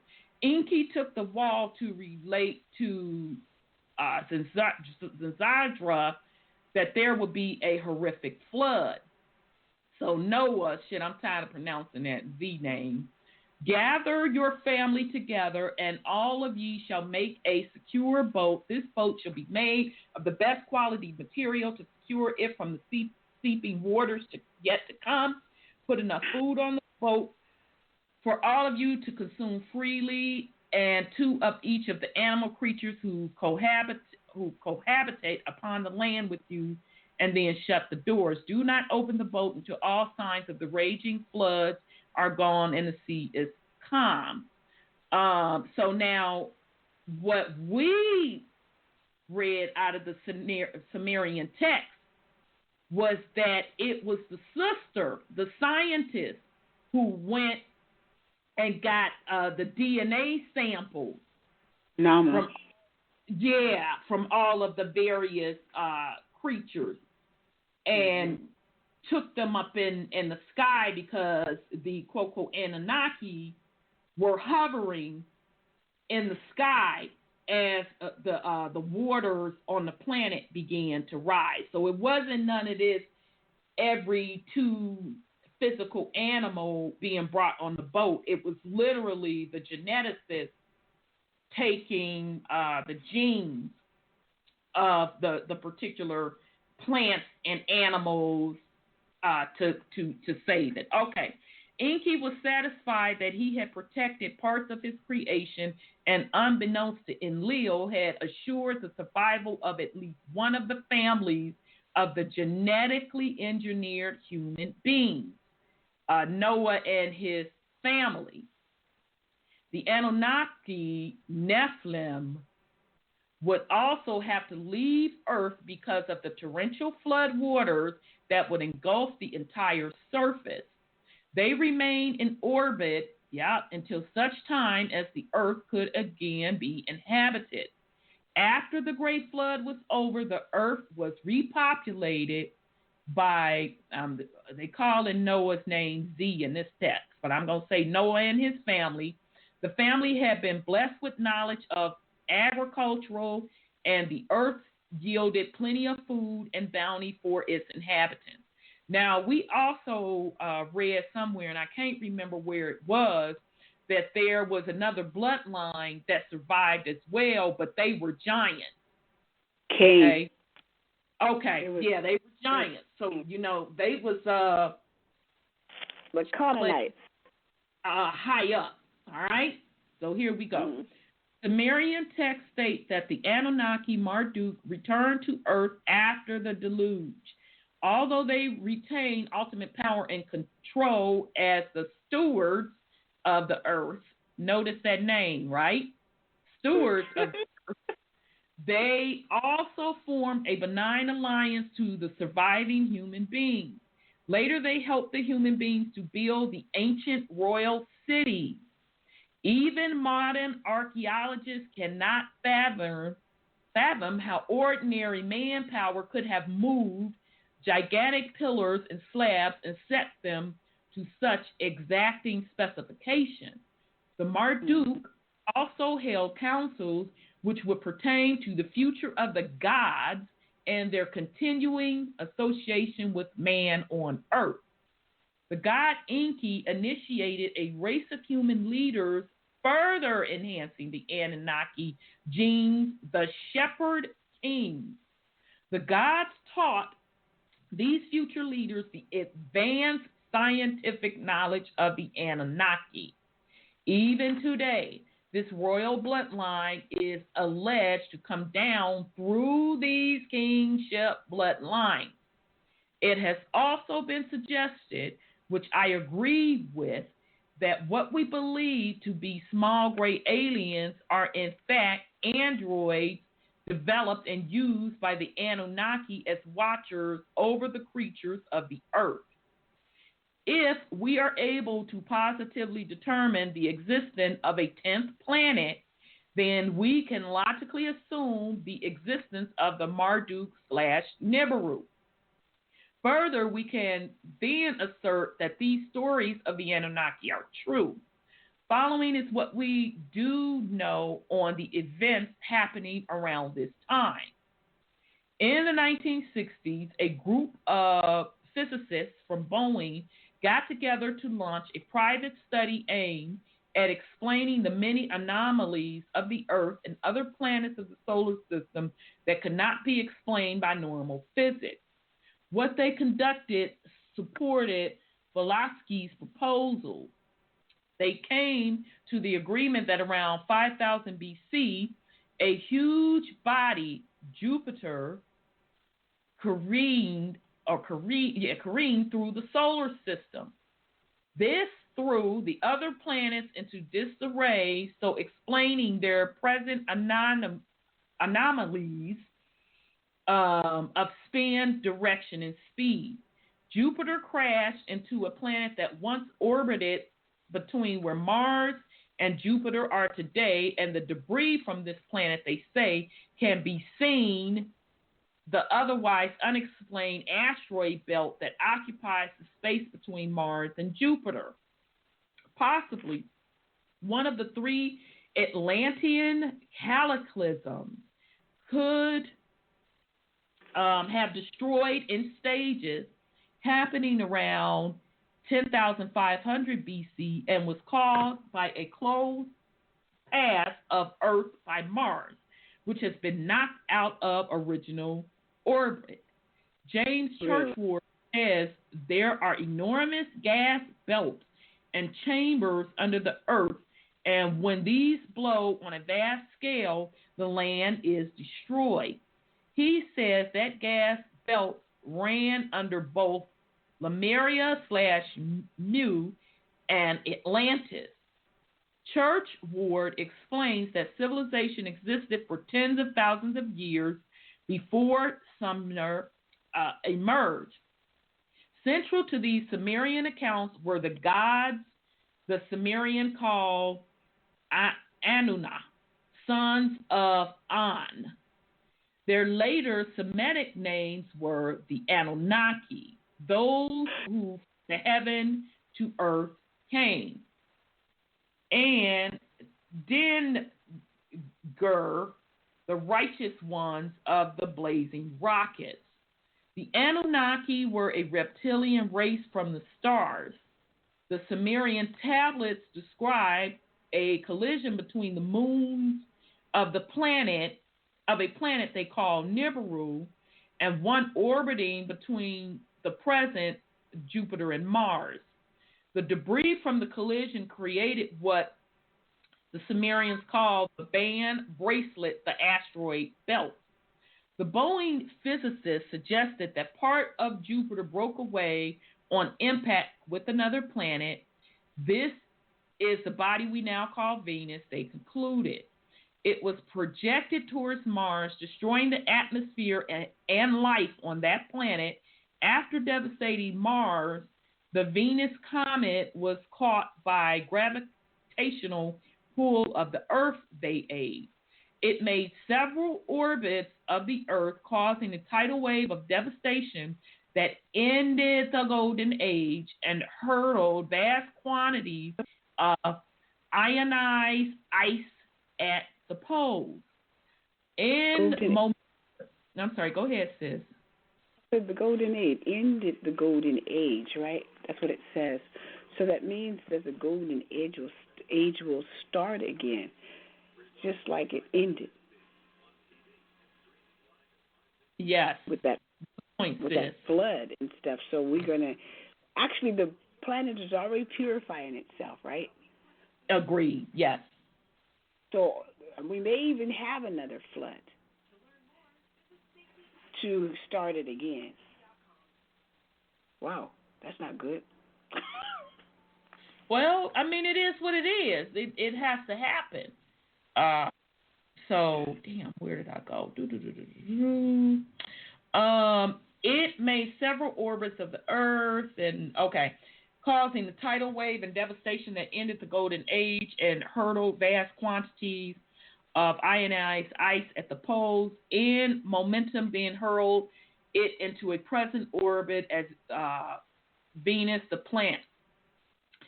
The most ancient Mesopotamian and Central American records don't include Venus in their planetary accounts, but the later ones do. And there was a focus in Venus with human sacrifices made to it. Volotsky, Boeing physicists, and an increasing amount of other researchers today bring the time scale for the end of life on Mars to within the period that saw the end of Atlantis and Lemuria-Mu. Brian Desborough suggests, along with others, that the Golden Age was the result of many extraterrestrials and and other dimensional races visiting the Earth and operating openly among the human population in a long period of at least thousands of years. That the Earth was most closer to the Sun before these events, and that Mars orbited in the area the Earth now resides. Dr. C.J. Hyman and C. William Kinsman suggested that the Earth once followed the present orbit of Venus, and that Mars was located in the present Earth orbit. Ancient legends say that Earth days and year were once shorter than now, and humans lived far longer. Mm-hmm. A closer orbit to the Sun, Desborough says, would have determined that the first Earth race would have been black, with the pigmentation necessary to cope with fiercer rays of the Sun. The Sumerian tablets describe that the Anunnaki left the Earth before the great catastrophes, and the people who sheltered deep underground or in the mountain ranges. Okay, so they admitted that folks was up in the mountains above the flood waters, which according to Boeing study could have reached heights of 10,000 feet. The Earth is riddled with tunnels and caverns, natural and created, which date back to ancient times. After the catastrophes, the people came out of their shelters and the Anunnaki return. So this article, again, and thank you, Brother Sean, ancient mound builders. Who were they? The beginning of the great cover-up of the history of man by Mary Sutherland. The only thing I want to add to this, that when you study those ancient texts, there was also a spiritual or planetary battle, however you want to say it, because it is said that Mother Earth, which Earth was not the original name, was twice the size that it is today, had all the power in this particular solar system. And so had all of the nice natural resources. And so the Anunnaki and crew wanted to come on her turf because their civilizations were dying. And she like, no, I don't want that fuckery coming this way. And so the particular councils of the other civilizations that were going through trauma and problems because they basically had destroyed their atmosphere. So they needed to come her way to mine for gold to try to repair their atmosphere. So a galactic war broke out where the Anunnaki teamed up with their council to gang up on Mother Earth and her council. And so that's how one of the planets got blown up. Mother Earth took a hit. Tiamat, absolutely. Tiamat took a hit as well and got chopped half in her side, and then she had to go into quarantine for a while to heal herself. Okay, so that is also the backstory to the Anunnaki story as well. So great information, Brother Sean. So I'll pause in case Sister Brother Sean, either one of you want to put something on it. Let me bring back on Brother Lex because he dropped. Sounded so much like the Anunnaki story. I mean, it was almost identical. That Lost Book of Enki. Agreed. And so Purple Peel goes, he goes, I'm trying to, yes, Purple Peel, the Bible goes, I see where you going with it. Aquarius is feminine, lunar, not masculine, as stated in the so-called Bible. The so-called Bible states, follow the man with a pitcher of water. As you enter the city, a man carrying a jar of water will meet you. Follow him to the house that he enters. Luke 22:10. Yeah, Purple Peel, that's really referring to the age of Aquarius, right? Because you can, in the constellations, the water bearer is a woman. So, I'm going to give you that. Purple Peel, here is wisdom. Every indigenous civilization has always required feminine to bear water. I cannot argue with you on that, Purple Peel. Ship equals Ankh. Okay. All right. I can give you that. So Purple Peel goes, Anu equals mother, Abba equals father.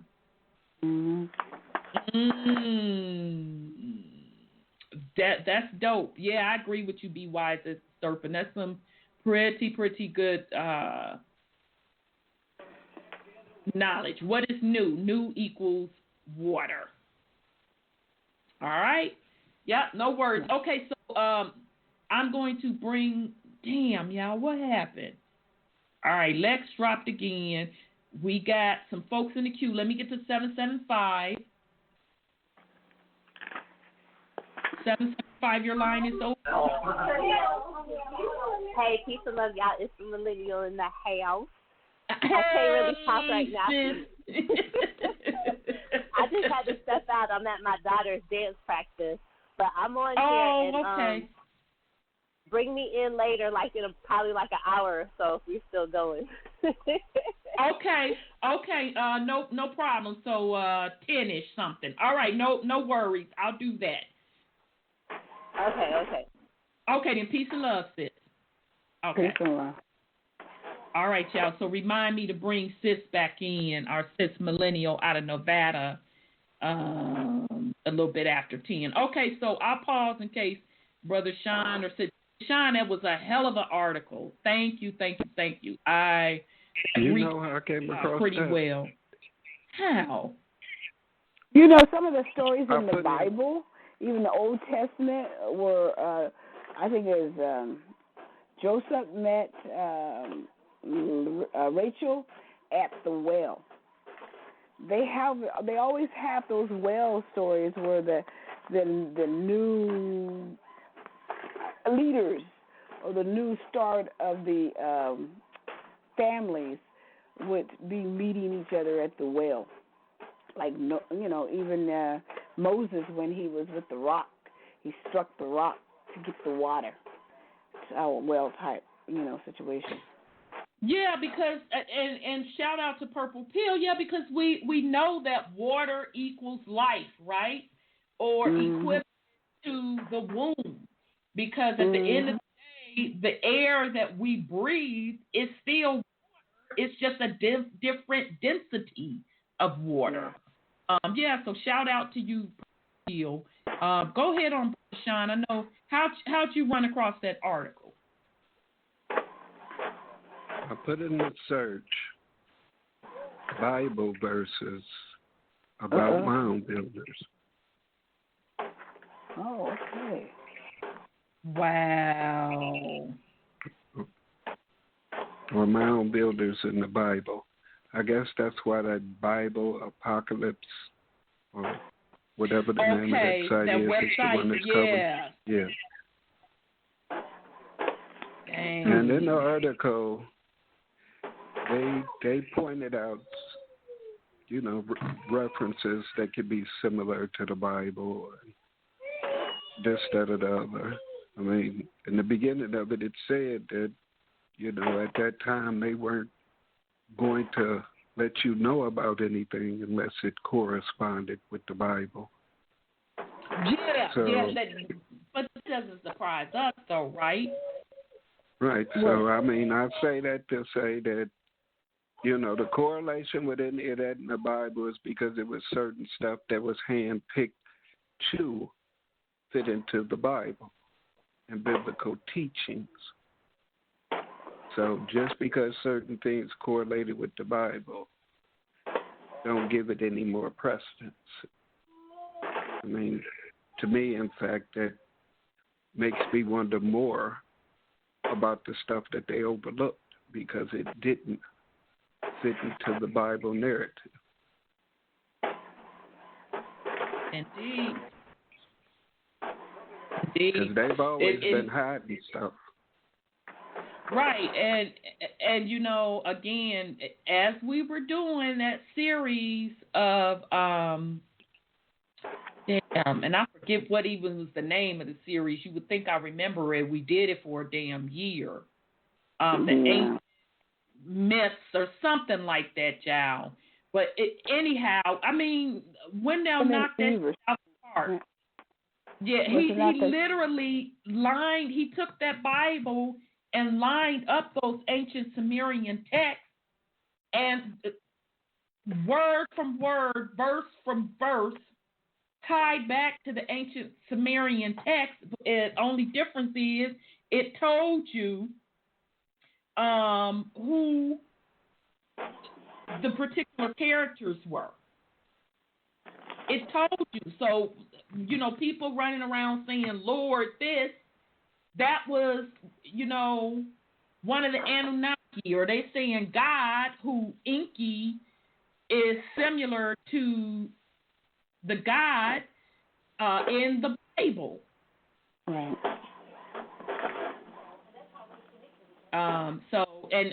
Be Wise is Serpent and Purple Pill dropping a lot of knowledge in the chat room, and both are saying, Be Wise as Serpent goes, have we never observed the indigenous woman / mother carrying a jug of water on her head?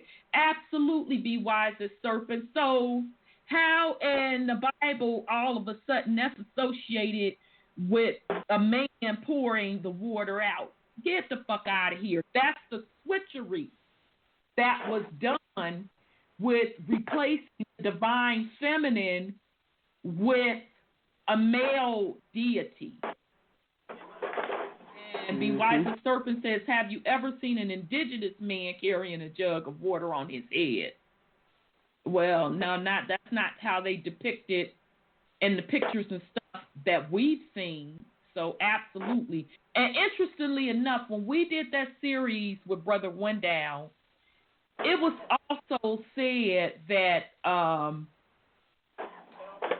that when the Anunnaki came here to mine for gold, that only the women were allowed to mine because it was disrespectful and a violation. It was almost like a form of rape for a man to do these things. And then I also remember when we were going through some of the quote fallen angels, how we also laid out how they were teaching alchemy. So meaning they were showing quote man how to use the metals to do certain things as well. So I know we got the verdict, y'all, but this shit is all. Yeah, but if they had alchemy, they can turn minerals into gold, and they wouldn't need the regular gold from the veins of the planets. That's kind of strange. Well, and to be real honest, to be for real, if you read Behold a Pale Horse by William Cooper, he said in that book that man had learned how to manufacture gold back in 1975. Back in 1975. But of course, we know that it goes further back than that. Okay? So then that would mean, as we keep saying, that all of this, quote, monetary system, so tying back fiat to gold, to this, to that, all of this shit is fake. It's an illusion. It's a mirage. Well, then that means that Anunnaki don't even need to come either, because they can make their own gold. Exactly, and they probably mastered the alchemy of making gold to repair their particular atmosphere. Mm-hmm. Oh. So Purple Pill goes, fall does not necessarily imply falling from a height or altitude. Falling can also imply descendant. And then Scotty Saturn goes, falling in the chakras, state of consciousness. I'm with you, Scotty Saturn. Falling from the crown chakra, which that's your highest level of consciousness, to your root chakra. Okay? So as we talk about energy and the age of Aquarius, that is giving your consciousness even more of a boost to operate in higher consciousness level. So activating that root chakra. Absolutely, Scotty Saturn. Christ consciousness is just saying your higher crown chakra. Yep. Okay. So that's why we keep, stating to you all that it is important to know thyself from a lineage perspective and go within. Everything that you need and have is within. You already have it within. You are supposed to be going through your different portals, your different gateways, which is your level of consciousness, which are your chakra systems, which are your portals, which equates to rays of light or vibratory frequencies, elevating them to commune with the higher spiritual consciousness. So when they talk about the age of Aquarius, that's what they are speaking of. There is a higher level of crown chakra. That is what the spiritual rapture is talking about, the Christ consciousness. To operate using your crown chakra, your Christ consciousness. And as you start to utilize these things, all of the false matrices will start to fall down. That's what the lifting of the veil will mean. Okay? So very, very, very, very, very powerful discussion, family. Truly, truly, truly, truly enjoyed that. Shout out, Brother Sean. That they did a good job with summarizing that, because we spent at least a year on that series, and they did a pretty decent job. Adam and Eve. Yeah, shit, and I should know. It was the Creation Story Myths. That's what it was. That's the name of the series, the Creation Story Myths. And we literally spent like a year doing that, and Brother Wendell broke that shit all the way down. And we used different... 3 years ago. Yeah. It was 3 years ago, because that's when I came on the show. Exactly. So that's why when I look at the Bible, I look at it in a different content, because I enter and understand the origins of where this information is coming from. And then you have also the alchemy side of the Bible of a breakdown. You have a genealogy side of the Bible of a breakdown, and it is ultimately telling you about spiritual wars and spiritual elevation of consciousness. So very, very good article, Brother Sean. So here we go. Trying to, dang, Sis Cheryl, now that's a doggone shame. She sent me some information on some more indentured servants, and the first one I tried to go to, it wouldn't bring it up, Sis Cheryl. Ain't that a B? Let me see if this other one will come up. It's dragging. It is dragging. All right, so we're going to shout out to Sis Cheryl again. This is from accessiblearchives.com. Irish Indentured Servants in the Colonies. This was a blog entry on February 23rd, 2017, J.D. Thomas.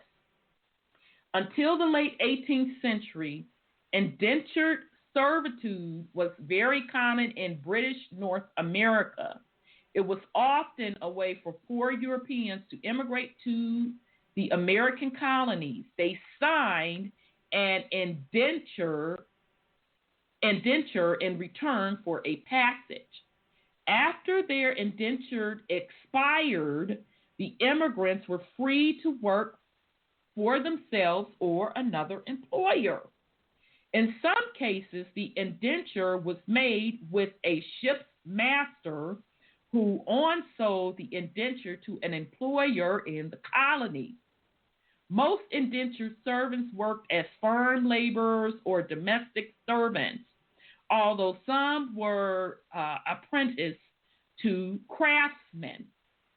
And as we move through the book, White Trash, some of your founding fathers either came over here as prisoners and then also as apprentice craftsmen. All right. And when I say founding fathers, who they are calling founding fathers of America today, which is really the founding, and they ain't even the founding father of the corporate system. So it's all a lie. But anyhow, the terms of an indenture were not always enforced by the American courts, although runaways were usually sought out and returned to their employer. Most labor contracts were made in increments of 5 years with the opportunity to extend another 5 years. Many contracts also provided a free passage home after the dictated labor was completed. However, there were generally no policies and contracts regulating control over employers once the labor hours were completed, which led to frequent abuse and ill treatment. Our 18th century newspaper collection includes the Pennsylvania Gazette and the South Carolina Gazette. Both newspapers carry many advertisements for the sale of indentured contracts and the recovery of runaway servants. Indentures for sale, August 19, 1762.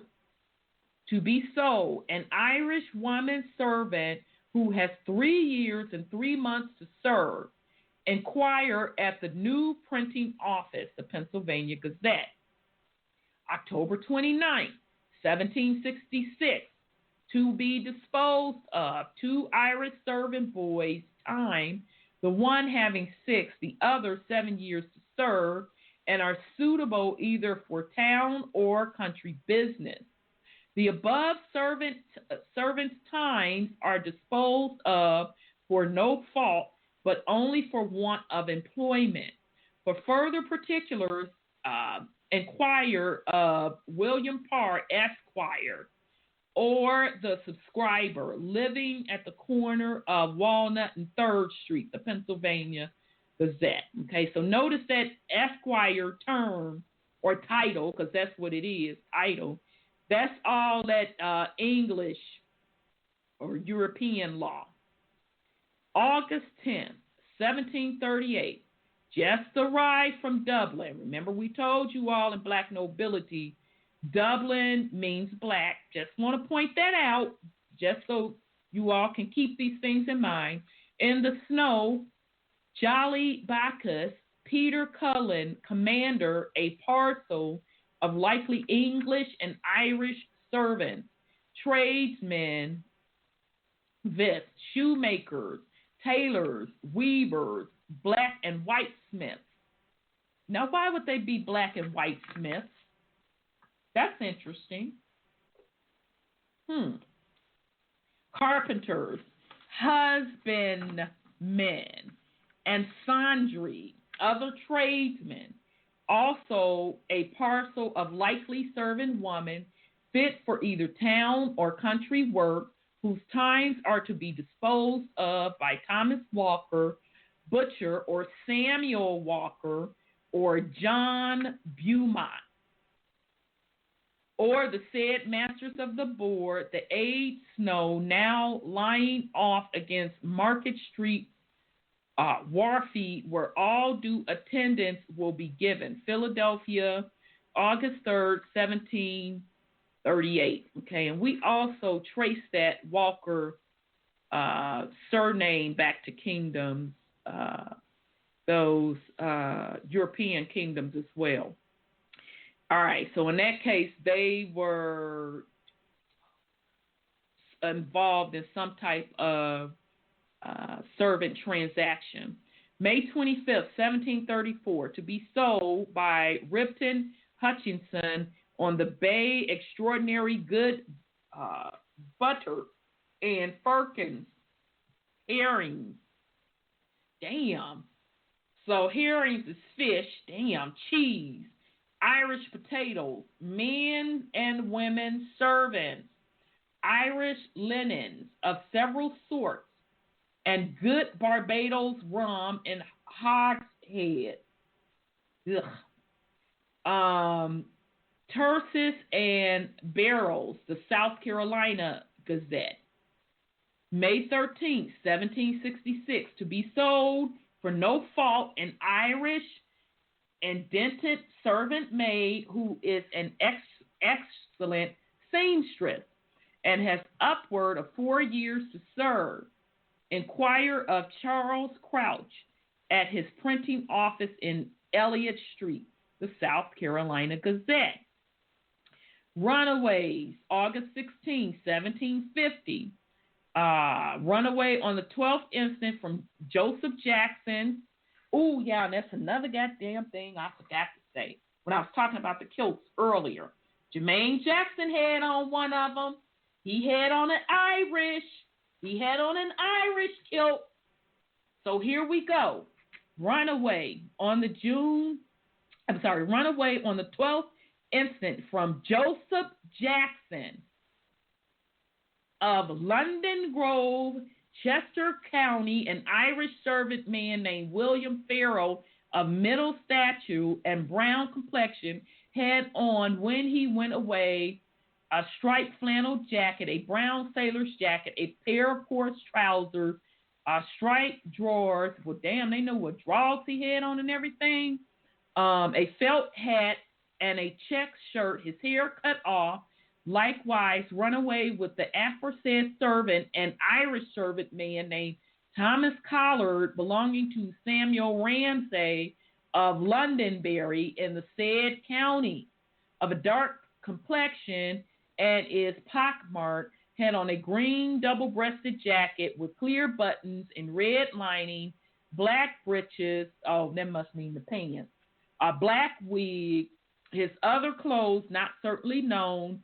Whoever takes up and secures the said servant so that their master may have them again shall have £6 reward for both, or £3 for either, and reasonable charges paid by Joseph Jackson or Samuel Ramsay. The Pennsylvania Gazette.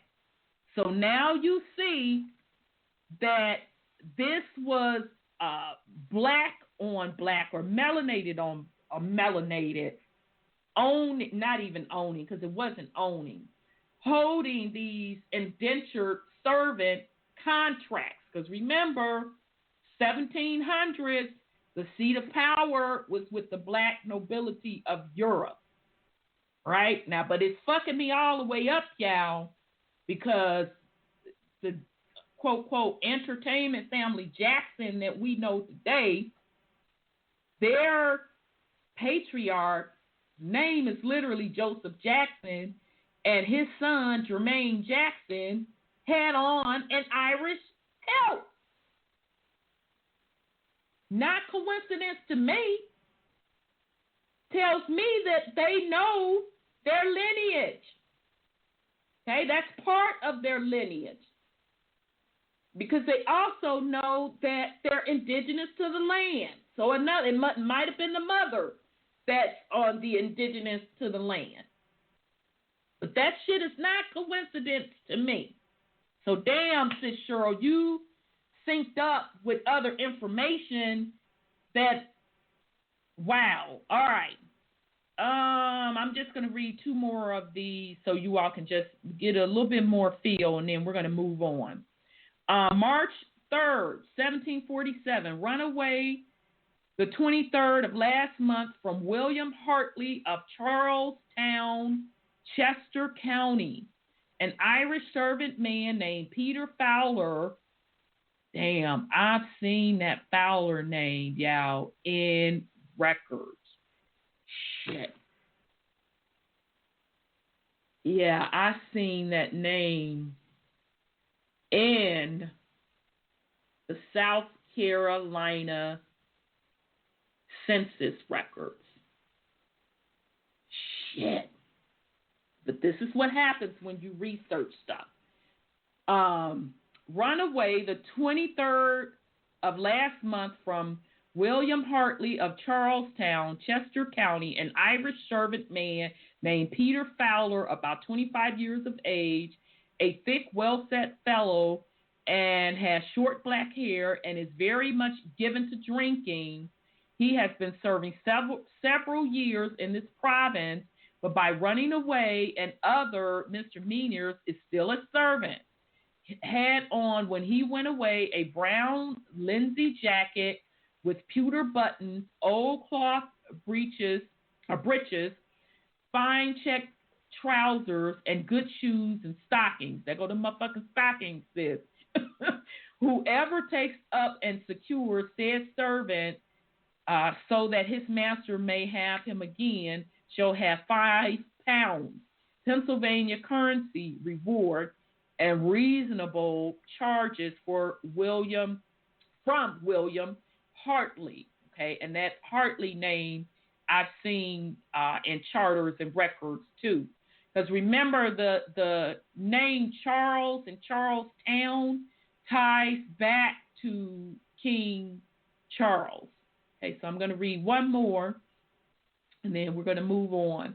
June 19, 1770, runaway from the subscribers on Sunday the 17th instant, an Irish servant man named Daniel Downs, about 30 years of age, a thick, clumsy fellow, had on, when went away, a brown-colored coat, well-worn, mixed linsey jacket, striped linen trousers, blue and white yarn stockings, old shoes, check shirt, and a felt hat.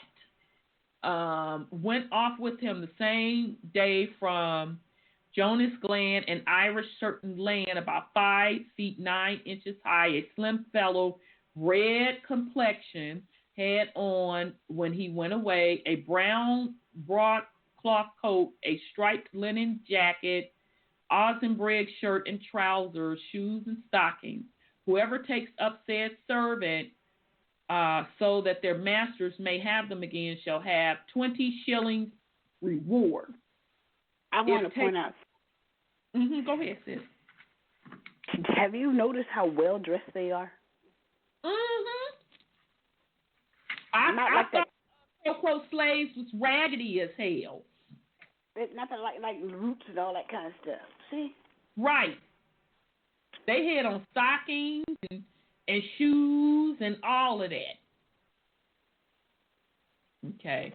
So brass that's buttons on those. Yeah, the pewter buttons. I'm like, oh, that shit was sharp. That was a cold ass motherfucking shirt. They tell us such lies, but you know, Greeley, Charles Greeley? What I think is his first name. He had the newspapers. And Ulysses S. Grant was the president. See, all that stuff was all Hollywood about us being slaves, like they say. Because they made a Hollywood production. Fake. Yeah. Absolutely. Because he owned the New York Times, I think it was. And they would have those people posing for those pictures to put them in the newspaper, saying that they are runaway slaves and made them look like they were crazy, you know. And it's interesting that you. I'm sorry. Go ahead, sis. I didn't mean to cut you off. I just said I figured that out. And for some reason I said Greeley, Grant, newspapers. Right. Posing. Right. Right. And even back to John Levy again, he said when he's doing his research looking at those older pictures, he even points out how the shit looks staged. He definitely points it out. And now based on what we just read about the indentured servants, the way they were dressed versus the pictures that I'm running across in the archives of the white immigrants are a lot more poorer, and their clothing were literally rags compared to the description we just got of the indentured servants that were melanated. So, once again, let's be clear. That was not describing white people owning black people. That was describing the melanated Europeans buying contracts for other melanated Europeans that wanted a passage to America. So that's why, all of this stuff, they just lumped the shit together as slavery and white against black when that was not the case. You had people coming over here to work off a prison sentence. People coming over here on servant contracts, white and black. It just so happened that the Caucasian white race were poor. They were much poorer in Europe. So both sets of people, black and or white, were trying to also escape the mass amount of poverty that had hit Europe. Okay. All right. So we're going to get back into the text. All right. Okay, here we go. We're going. Hold on, family. I need to get my notes. And Brother Lex texted me. He dropped off. I saw him drop off, come back in, dropped off again, and now he can't get back in. His phone is acting up. All right, so we're going to go back to White Trash, the 400-year untold history of class in America by Nancy Eisenberg. And again, shout out to author Nancy Eisenberg. You really, really did a wonderful body of work with this. Whew, girl, you're making me work, because literally every page you drop so many nuggets in here that I got highlighted and stickies all the way. So shout out to you. You really, really did an excellent job. All right, so we left off on page 37, y'all.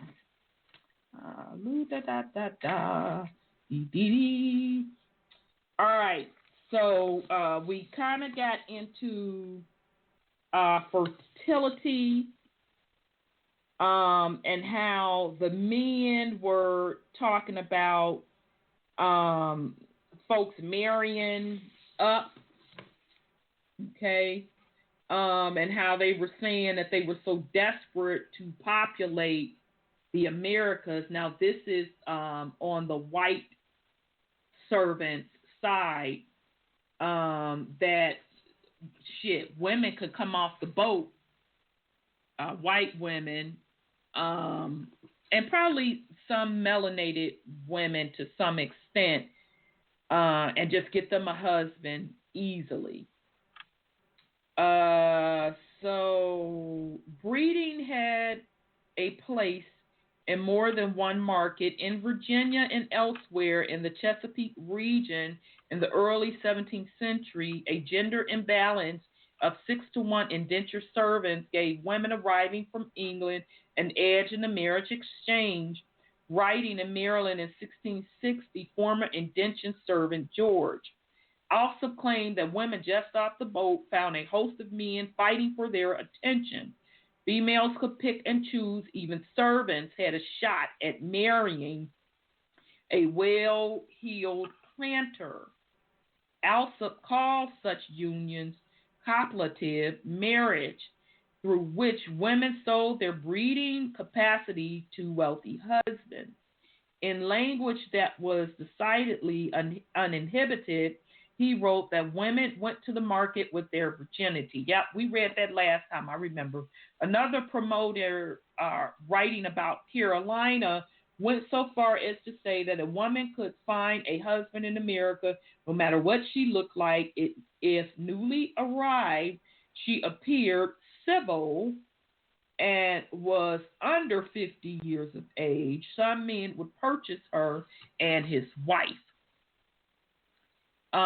So then they were just saying that widows were obvious conduits of wealth and land, and with high mortality rates prevailing throughout the 17th century, those who survived rampant disease would likely have married 2 or 3 times.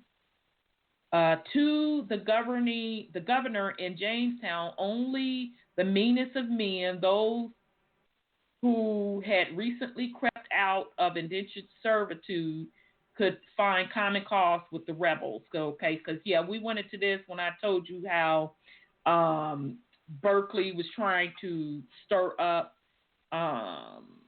rebels in the different colonies. And then how Berkeley and Bacon were going back and forth. So slaves and servants joined Bacon's force to being promised their freedom after expected showdown with Berkeley. Nothing like this had occurred in Virginia before. Slavery had been slow to take hold, with around only 150 slaves counted in 1640. And barely 1,000 out of a total population of 26,000 in 1670.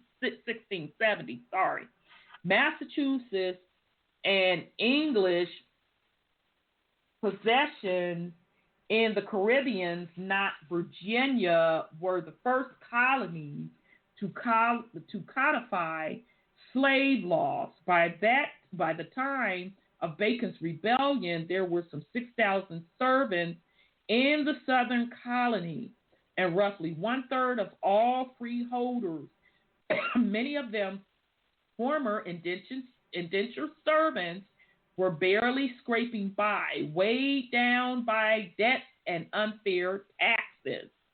Indeed, Governor Berkeley had thought even before Bacon's challenge that a prospective foreign invasion or large-scale attack by Indians would automatically devolve into class warfare.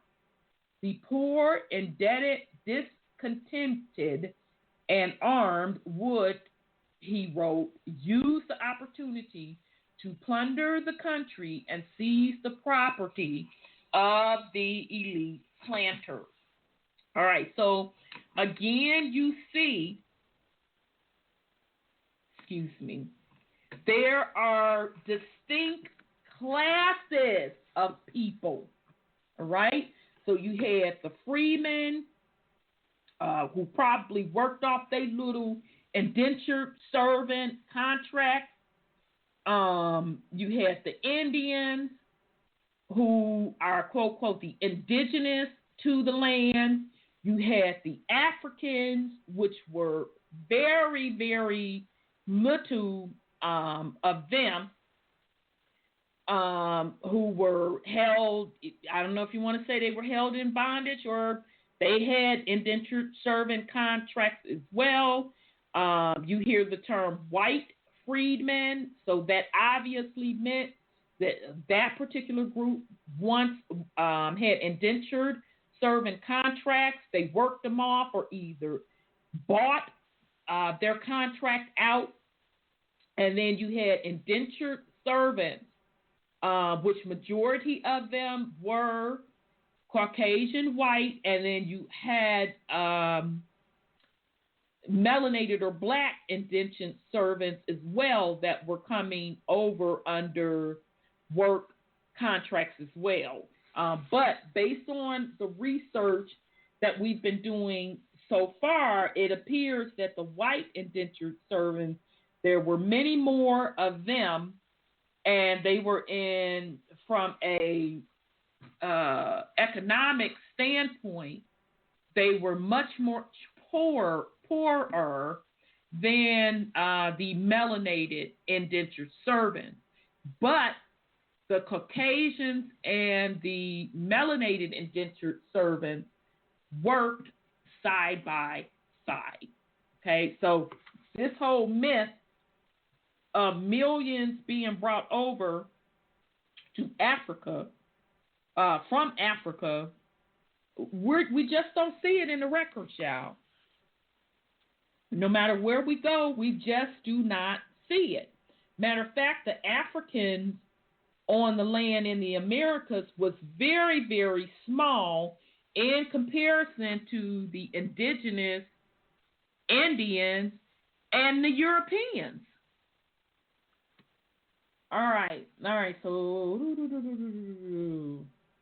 let me see. While Berkeley damned Chrisman as a whore, all right, I got to back up because I highlighted this for a reason, but I need a little bit more insight. One of the most dramatic moments in the trial of the rebels involved Lydia Chisman in a scene that resembled Pocahontas' dramatic gesture, whether or not true, to save John Smith. Chrisman offered up her own life for that of her husband, confessing that she had urged him to defy life for that of her husband, confessing that she had urged him to defy the governor. Her plea fell on deaf ears, and her husband, who was probably tortured, died in prison. While Berkeley damned Chrisman as a whore, the female rebels were largely able to avoid the most severe penalties. In English law, the wife and children of a traitor were subject to an attainder in blood, the loss of all property and titles.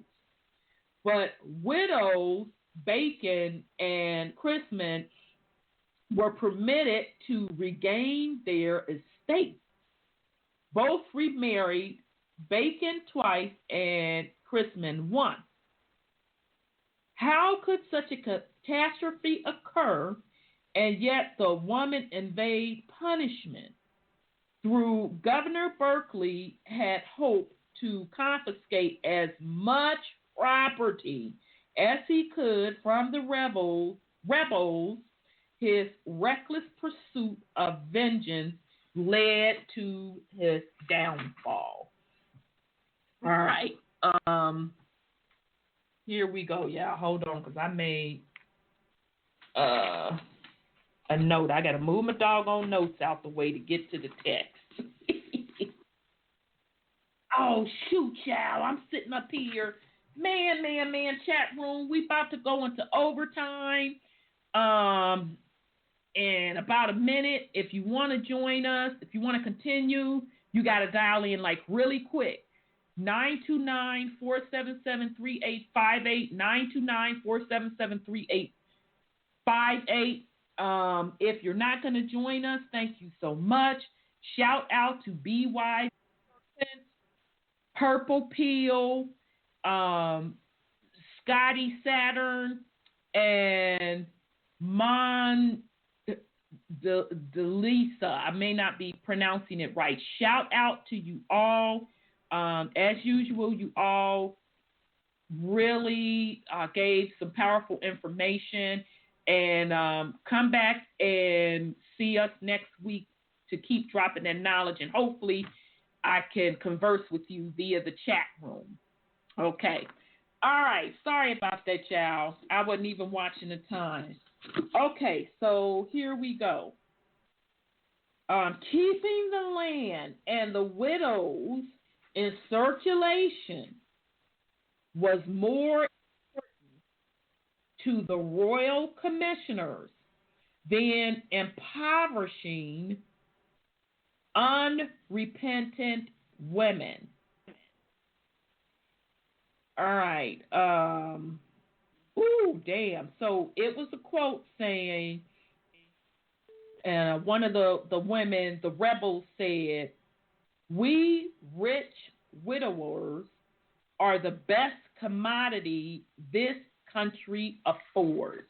Okay, so they knew that they could cut a rug or cut up or whatever, and as long as they had the wealth and were willing to turn it over, that they could get away with a little thing, or they would just get remarried and keep it moving. And because remember when I told you all, originally in indigenous cultures, land was transferred through the woman's bloodline. All right? So it was passed from mother to daughter to the other daughter, on down. Land being transferred down through the male lineage, that is a European thing. Most indigenous cultures, it was the woman's lineage. Okay, so that even if in the case that there was no daughter on that woman's bloodline, it would go to a niece. But indigenous culture, the woman held the quote, quote, land, and that goes back to the spiritual belief that the woman's bloodline is the caretaker of the land because we are residing on a woman entity. Okay, so that's where that came from. So even this whole notion of owning land is not even of natural order, okay, because we are the caretakers of the land. And we're supposed to leave the land in a better condition or the same condition as we inhabited it.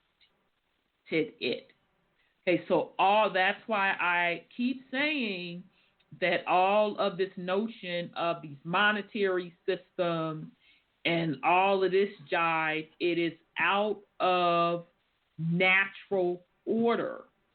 Okay? So universal law, natural order. It is in line with man-made order. So it's two different things. All right. Fertility was greatly prized in colonial America. Good male custodians were needed to the husband's, the land's wealth. Widows were expected to quickly remarry so their land did not go to waste. Some women used this practice to their advantage. Lady Frances Culpeper Stevens Berkeley Ludwell, all right? So you see how she motherfucking kept all her shit. So that goes back to, melanated brothers. You thinking that when you get married to melanated women and they don't want to take on your last name, that it's somehow fucking with you. No, it really ties back, and a lot of them don't even know why they're doing it, but it ties back to being able to trace her maternal bloodline through those surnames. So that's why today you'll see a lot of melanated women that get married, they'll hyphenate their names.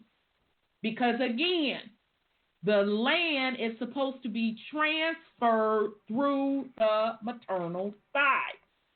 So she wasn't fucking around. She had all of her names in there. All right. Married 3 colonial governors, including William Berkeley. She bore no children and was consequently able to keep a tight rein on the proceeds of the estates she inherited. She handed the land instead of allowing her trio of husbands to control her. Nevertheless, Lady Berkeley was a highly controversial figure during Bacon's rebellion, blamed for egging on her husband and behaving as a treacherous Jezebel by sexually manipulating the much older man. So in other words, she gave they motherfucking stinking asses because she had the wealth through the land, so they couldn't control her.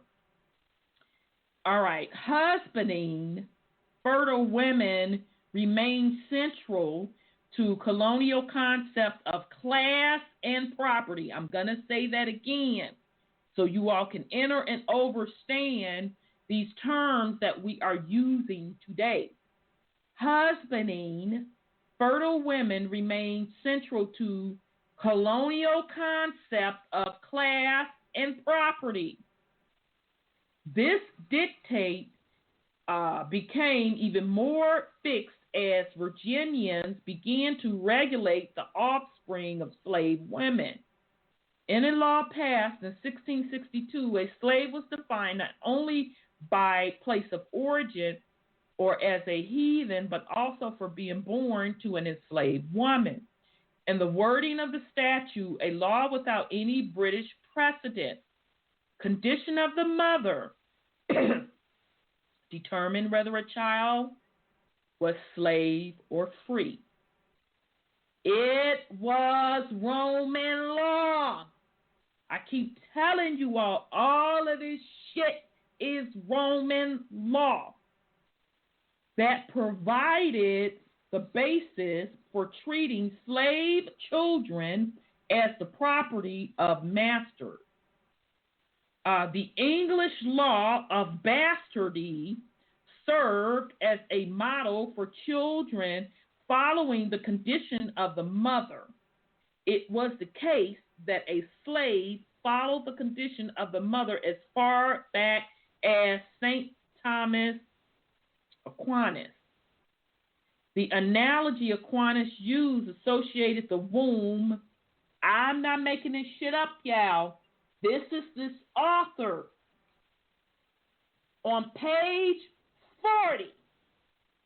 I'm going to read this slow. Whew.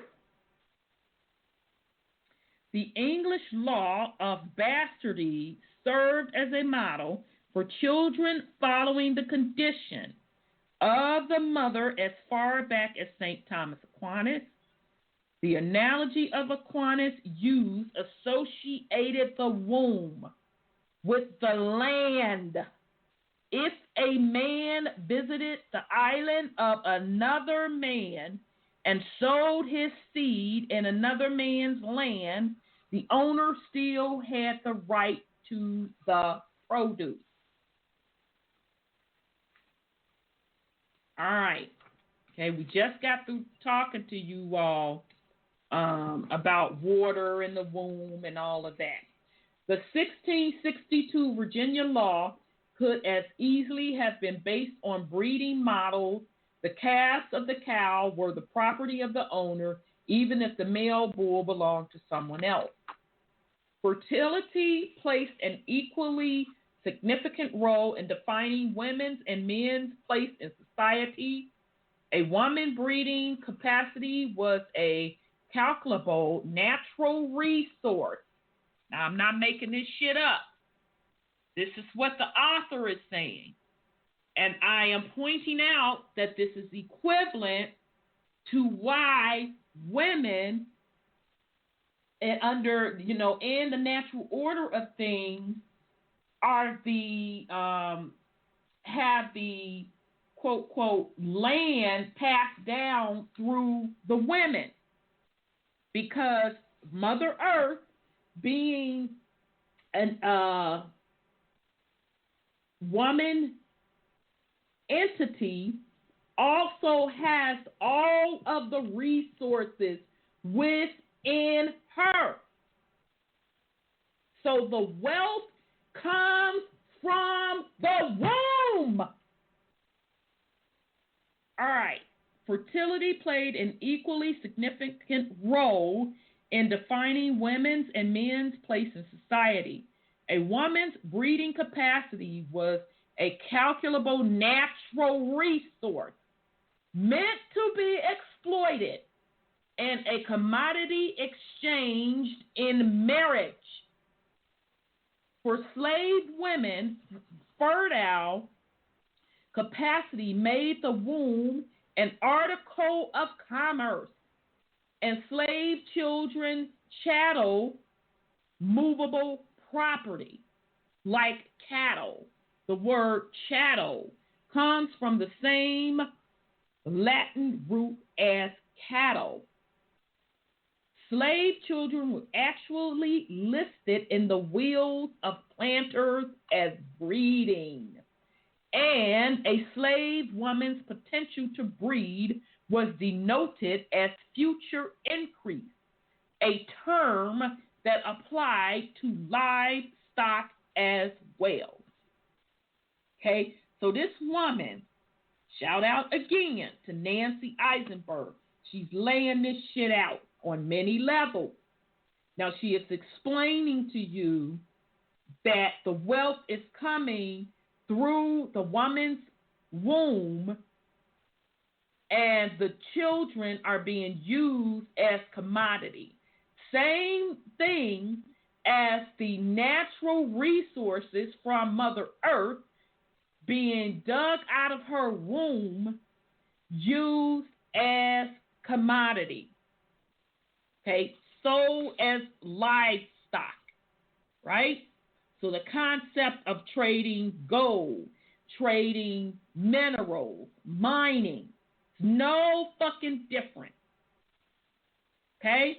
And those that follow the paperwork game, all right, on the birth certificates are certificates of livestock, all right? At the opening of the century of settlement, English philosopher Francis Bacon noted in 1605 that wives were for generation, fruit, and comfort. To compare a woman's body to arable land that produced fruit made sense to its readers. The act of propagation and issue encompassed children as much as calves, alike valued as the generation of good stock. Women and land were for the use and benefit of man. I'm going to read that again. Women and land were for the use and benefit of the man. All right. Land had power because of its extinct potential for settlement and future increase. Knowing how to master the land's fruitfulness was the true definition of class power. It is important that we understand Bacon's rebellion for what it revealed. The most promising land was never equally available to all. The parasites who encircled Governor Berkeley held a decided advantage. Inherited stations was mediated by political connections or for the good fortune of marrying into profitable inheritance. By 1700s, indentured servants no longer had much of a chance to own land. They had to move elsewhere or become tenants. The royal surveyors made sure that large planters had the first bids on new undeveloped lands, and so the larger tracts were increasingly concentrated in fewer hands. Then, I'm sorry, go ahead, sis. You know, you just said the word tenants. And, exactly. And that kind of that triggered something. If you look at a mortgage note, Yep. it says you're a tenant. Yes, it does. So they don't even let you buy your own land even now. You pay for it, but in the end you're considered the tenant. Right, because again, all of that is the Roman system, the Roman conquerors. Yeah, we're under Roman law. Right, and it's all against nature. Yeah, and they is. know that it is against nature, and they know that the wealth comes through From the the woman. Mm-hmm. They know these things. They done changed it all. Exactly. So, yeah, I have a problem with that saying, oh, you know, I'm from, my bloodline's from Europe. I have a stake. Motherfucker, you don't have a stake in shit. My European side do not have a stake in the Americas. No. But my maternal bloodline on both sides is indigenous. Mm-hmm. So people can get the fuck up off this pipe dream that you have a stake in some land over on these Americas because you have a motherfucking piece of paper, a motherfucking patent, which we proved to you was issued through the crown. You have a stake on this land. No, the fuck you don't. No. Your bloodline has to tie back to the land. That's why the census... European, I don't give a fuck if you black or melanated or African. It does not tie back to the land. So you don't have a stake in it. You take that shit up with the European crowns and the African kingdom. So I'm sorry, go ahead, sis. The 2020, if he had his way, would have really decided who tied to the land or not. If Mr. President had his way, because you had to declare yourself, and folks were going to find themselves on a boat because they couldn't own the land if they say they were African Americans. Remember that? And they still trying to trick people. That's what the Ghana shit is about. So fuck around and do it if you want to. Yep. We're telling you, you can go back to these records and find out exactly who you are. This woman just stated in this particular passage that people that were property were listed in the records as property. And she's right, because I fucking did the research and I go through the census records and it has to be accounted for. If you go to the county records and you go back, estates had to account for things because they had to pay taxes on those things back to the associated European kingdom. And people listed as property were listed among those things. And if you were African in the census, when they went to these households, it fucking said that you were African. And you're going to see Indian. You're going to see mulatto. You're going to see Negro. All right. Hey, sis. I'm sorry. Yeah, go ahead, Brother Sean. I mean, I understand about land trusts and all that, but I would like to see a land trust prior to patriarchal society. Now, Exactly. I know ancestrally we were entrusted with the land. Exactly. So that meant we were trusted to do right by our mama. That's right. It wasn't about owning her or trying to monopolize nothing or rule over nobody. Exactly. So I'm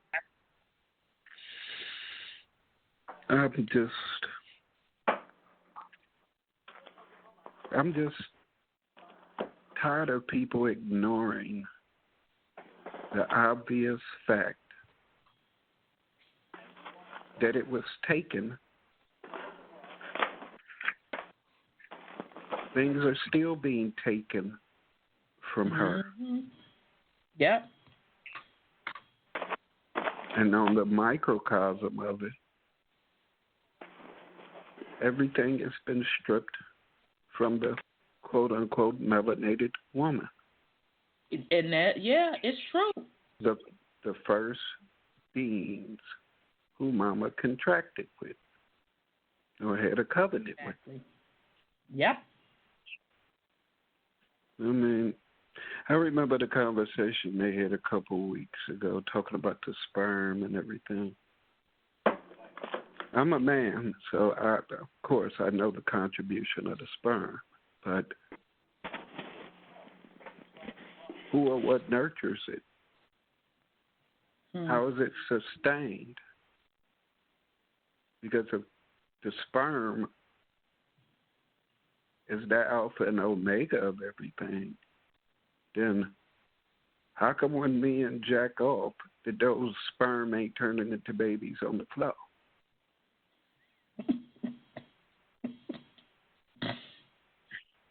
I mean, if ain't nothing happening without the man, but according to Amazon culture or just ancient records of when women were here millions, if not billions of years before they decided to create us, they were still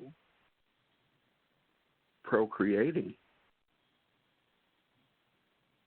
I mean, there's just so many things the patriarch wishes to take credit for, but don't deserve. I mean, right. All we're supposed to do is our part and be happy with that, not try and take responsibility for everything. I don't want to take responsibility for something that I didn't do, whether it's good or bad. Indeed. I'm just happy that she chose to put me here. Right. You know what I'm saying? I'm just happy that I get to enjoy her in her full glory. Right. Because I know who she is, because I know who I am. But I just don't get it, though. I mean, it's still people would. I'm sorry. Go ahead, Brother Sean. I didn't mean to cut you off. It's just why people would want to take the homosexual aspect of things. A father and his son created everything. Damn. Woo! Shit. Oh, shit. But according to the scripture, the son got here through a woman, even though she was supposed to have been a virgin, about 12 years old. But right. If I remember correctly, an angel got sent down to impregnate her. So, who baby is he? Right. I'm just wondering. Because I mean, didn't it say which angel was it that came down and impregnated? So I mean, wouldn't that be his baby? Yeah, it would. Be Gabriel. Yeah, so I mean that's Gabriel's kid. But Right. I'm gonna leave it right there. I'm done. Yeah, and I just want boy, whew. But I just want to add, just simple, but see, indoctrination is a powerful spell, and it is a dangerous spell, because all you have to do is look at things simply. We know that XX is the oldest gene. We know that XY comes from XX, and quite frankly, XY, that Y chromosome, is a derivative of the X. So help me enter and understand how the fuck would father be an invention or creator of a woman on a woman plane or planet. It logically, scientifically, it does not make sense. That was a narrative given to the planet to institute the patriarch rule. And even if we want to back that all the way up to the Sumerian text and the Anunnaki and the motherfucking asses, they instituted the patriarch. All right? So when people are hollering out, Father, Father, God, God, who you really hollering it to? Do you even really know who you hollering it to? Because as I told you, Tiamat was minding her motherfucking business, taking care of her and hers, when she got ganged up on and conquered. Now, I could really be a shit starter and say, was that really the institution or the introduction of even a concept of a Y chromosome? I could really be a shit starter and say that. So I'm just like Brother Sean. I'm going to leave that shit right there. All right.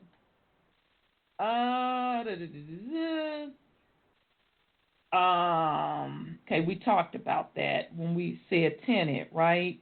Yeah, we talked about that.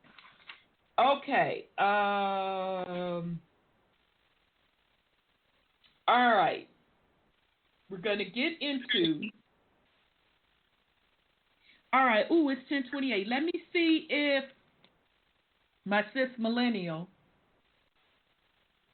from Nevada wants to put something on it or join in. I know, sis, you told us to bring you back in an hour, so I'm going to open up your line, and if you're not ready, I will mute it back. So here we go.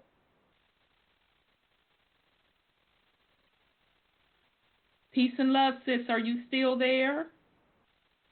Okay, this is Cheryl. Oh, that's not okay. I'm sorry. That I gotta go one up. But do you want to put something on it before I put you back? Yes, I did. You were talking about the land transfer of land and how it, with the woman. There was a law called the law of coverture, which is a legal document when a woman married. Her legal rights and obligations were subsumed by her husband. She lost her identity. They called her a femme covert. If she remained a single woman, then her right to own property and make contracts in her own name It's what she retained.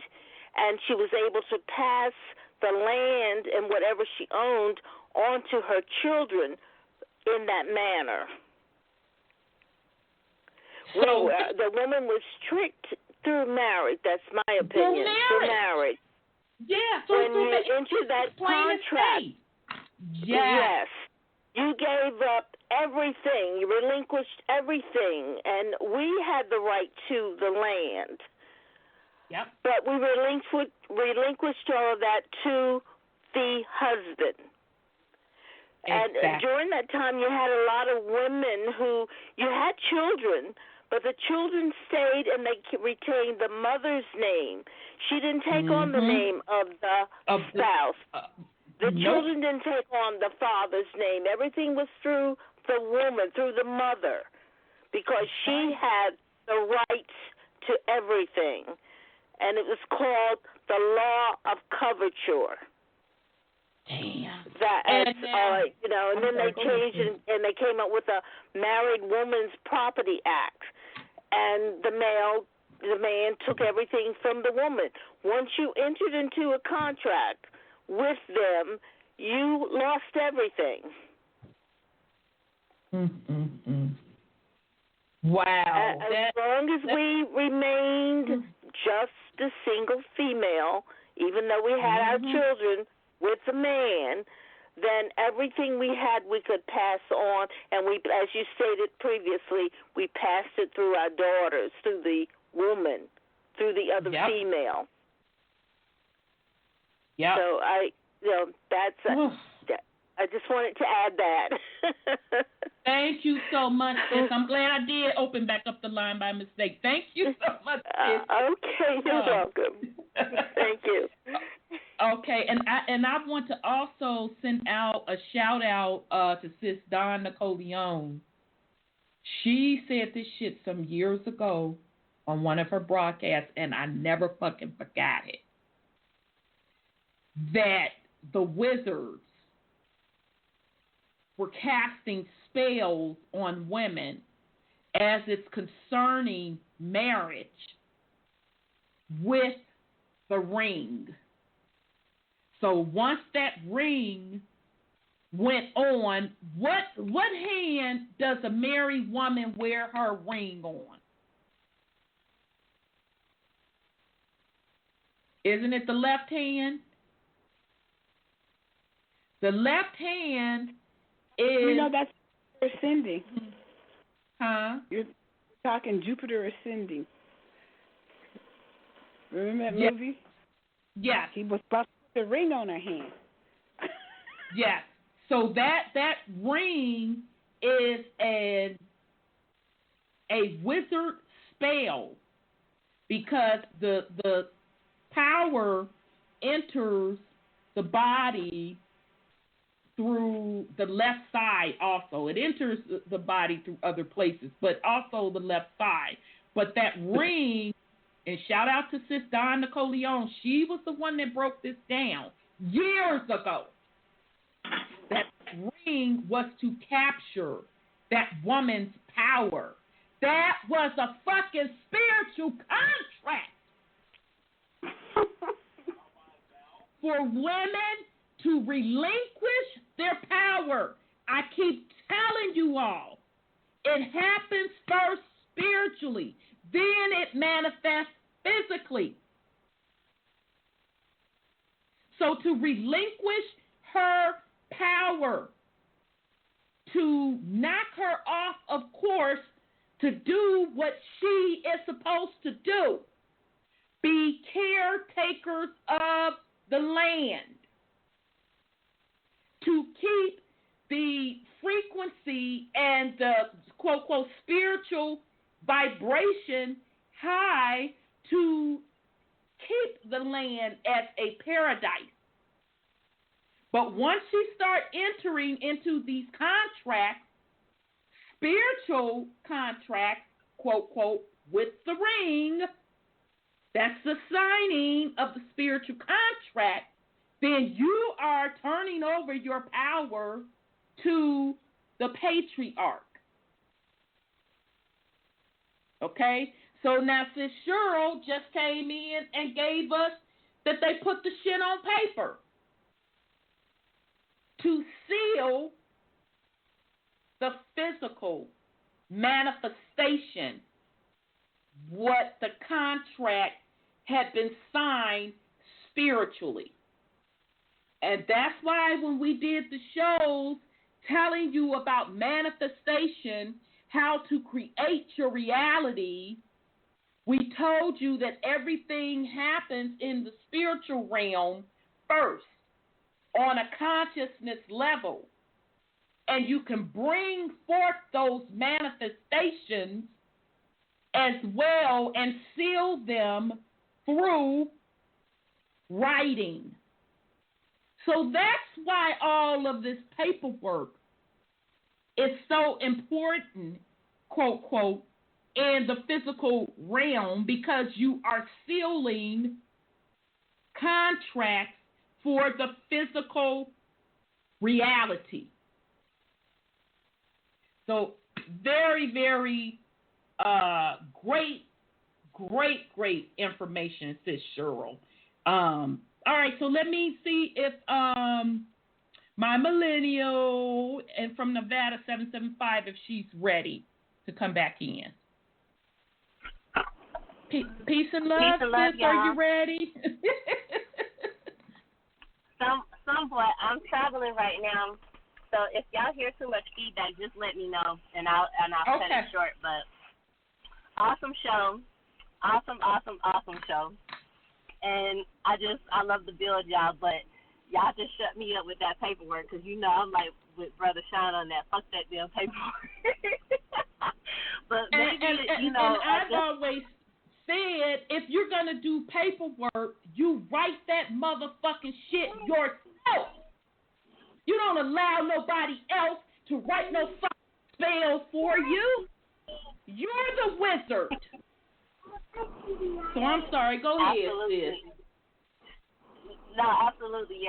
You're 100% right. And I find myself, when I'm getting into this creativity that I have as an elemental, I have it in my head, and then as soon as I get ready to sit down and write it, it's like it leaves me, and I don't know what that is. But y'all ever experienced that?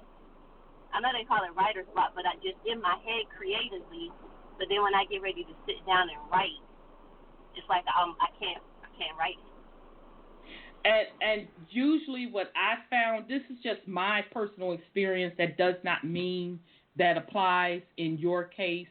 That just means that I'm not finished forming my manifestation in the spiritual realm. So I still have some forming to do in order to bring it forth in the physical. And what I find out, it may take me a week, it may take me a month, it may even take me years to do it. So for me, that just means in the spiritual realm, what I am trying to bring forth from a manifestation point, if I cannot articulate it in writing, then it's not ready yet. Okay, that makes sense. Now, another thing I wanted to talk about, since we're going into the bloodlines and the Sumerians and all this talk about that, right? What do you think it has to do with, like, the actual blood type? Because there's a sister on YouTube, her name is Flurburn, and I watch her all the time. She's super cool. And she was talking about, like, the different beings, and I wonder, does it have anything to do with correlating with your blood type? I think so.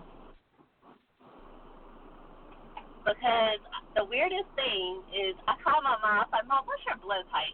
And so she's like, I'm B positive. I was like, okay, cool. And Grandpa's blood type, because my Nana, she is of European descent on my mom's side. And she's more into, like, I know her father was, Scottish and Irish and all this different. And My grandfather is heavy melanated. His father was 6'4", so he was really tall. Yeah, he was tall for back in the day. And just, real slim. So I'm like, okay, well maybe, that comes from, the Centurion side of things, with the height and everything. And I was like, well, what's his blood type? So she says, well, Grandpa's blood type is O positive. So Grandpa's O positive, Nana's A positive, but my mom is B positive. How the hell does that happen? Now, okay, I was waiting for you to bring that A up in there, because I'm like, I know goddamn well sis got to have some A up in there. So let's talk about the bloodlines. You can put me on mute if you want to, sis, because I got my babies in the background talking. Okay. I'm going to keep that short because I want to keep the show as professional as possible. So go ahead and mute me and build on that, and I love y'all.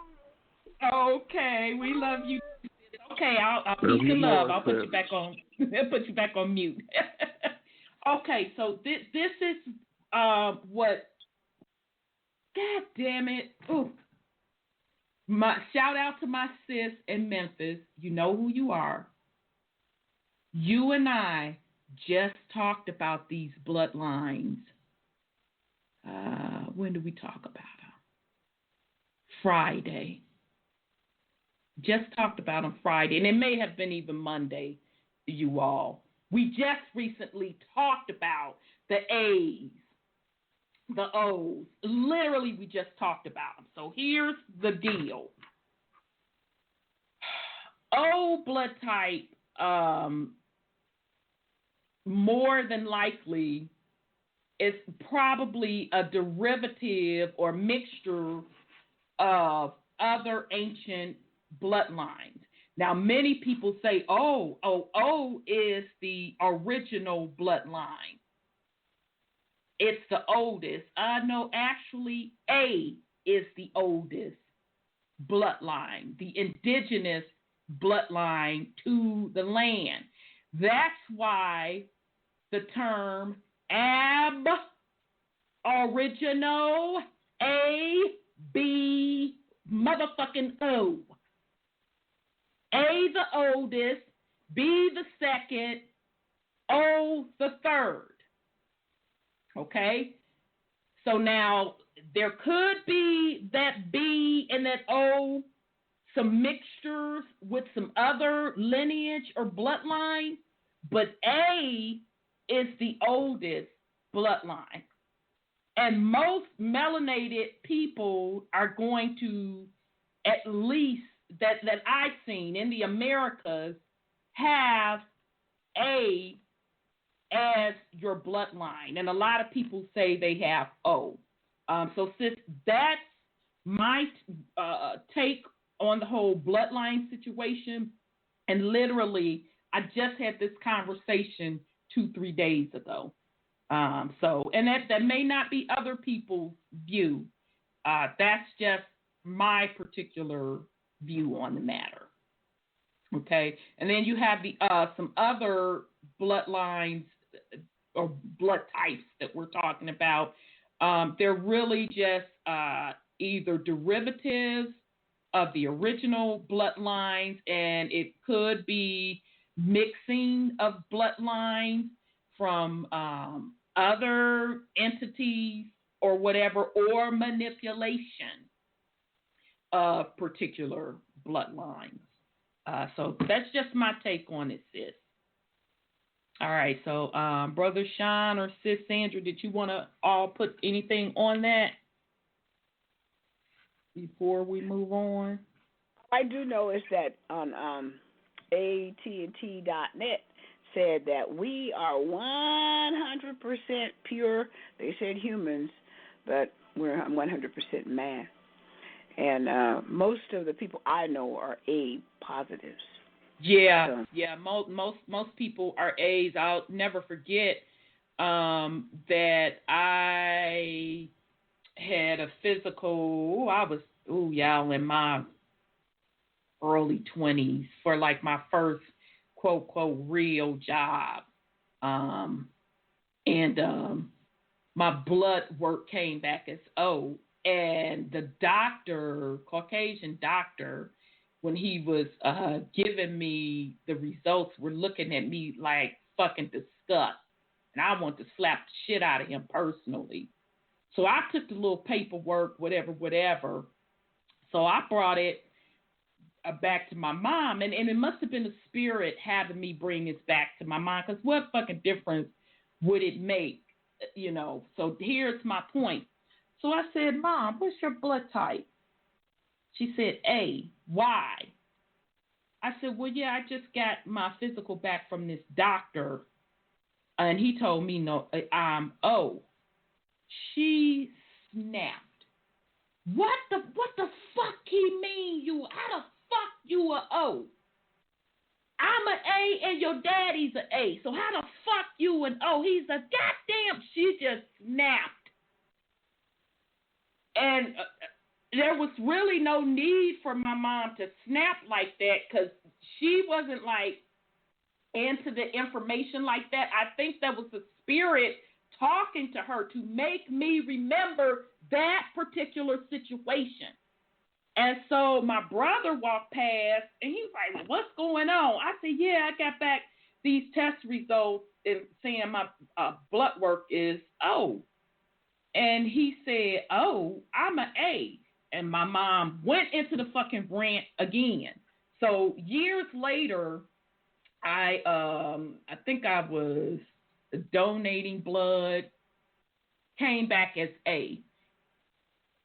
I just looked at it and just shook my head like, yeah, that's what my mama told me 12 years ago. So I'm saying all that to say, folks know, those that hold this information, they know who is whom.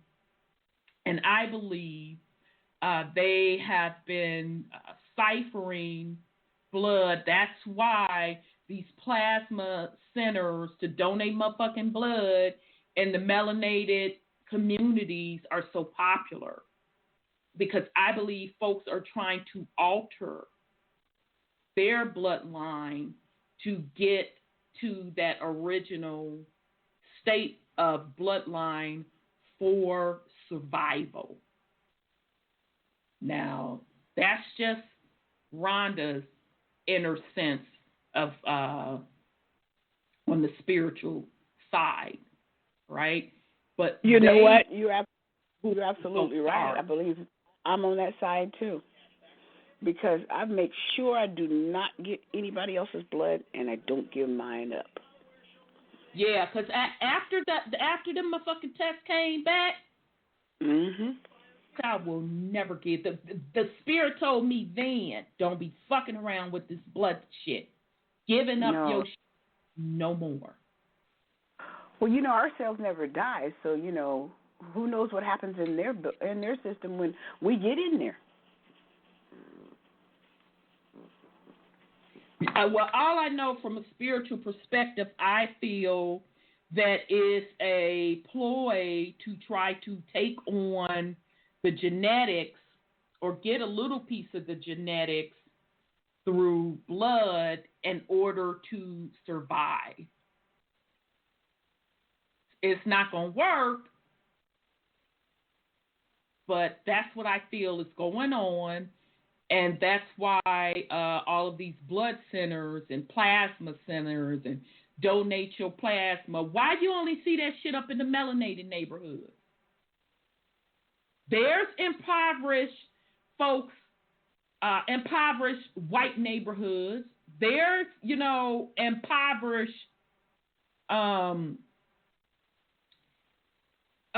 you know, Mexicans. There's impoverished even on the Native American reservations. Why is that shit in the melanated community? Just a thought. Just a thought. Okay, so we're going to pick back up next week. We're gonna end the white trash, the 400 years of untold history and class in America. We're gonna get into the settlements of Carolina and Georgia, y'all. I can't wait. And then we're also gonna pick back up with They Were White and They Were Slaves, the untold history of the enslavement of whites in early America, by Michael A. Hoffman. His stuff is really, really raw, you all. So we're going to get back into his things as well. He's going to get into the Industrial Revolution and a few things as well. So we're going to go with last words. Sis, you have any last words for the family? Well, I'm very happy to participate in this new change in the system for us, because there's so many people participating now, and it's really cool. I like the callers. I love what they have to contribute. I like the chat room and all the beautiful things they have to say, and the ones that call in as well. And so, it makes life really informative, because we get more information than we already know, and we need to spread it around, because we can't take it with us.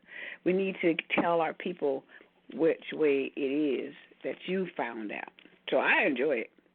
Thank you so much for letting me participate. Oh, thank you, sis, for rocking with us for so many years. Brother Sean, you have any last words for the family? Yeah. It's still all about you knowing who you are. Indeed. It's your perspective based upon your journey into oneness with self. You can't be incomplete talking about uniting with other people. The most important thing that anybody that's talking about forming an alliance can bring is full knowledge and understanding of self. That's right. Because if you don't have that, you don't know what part you're supposed to play in all this.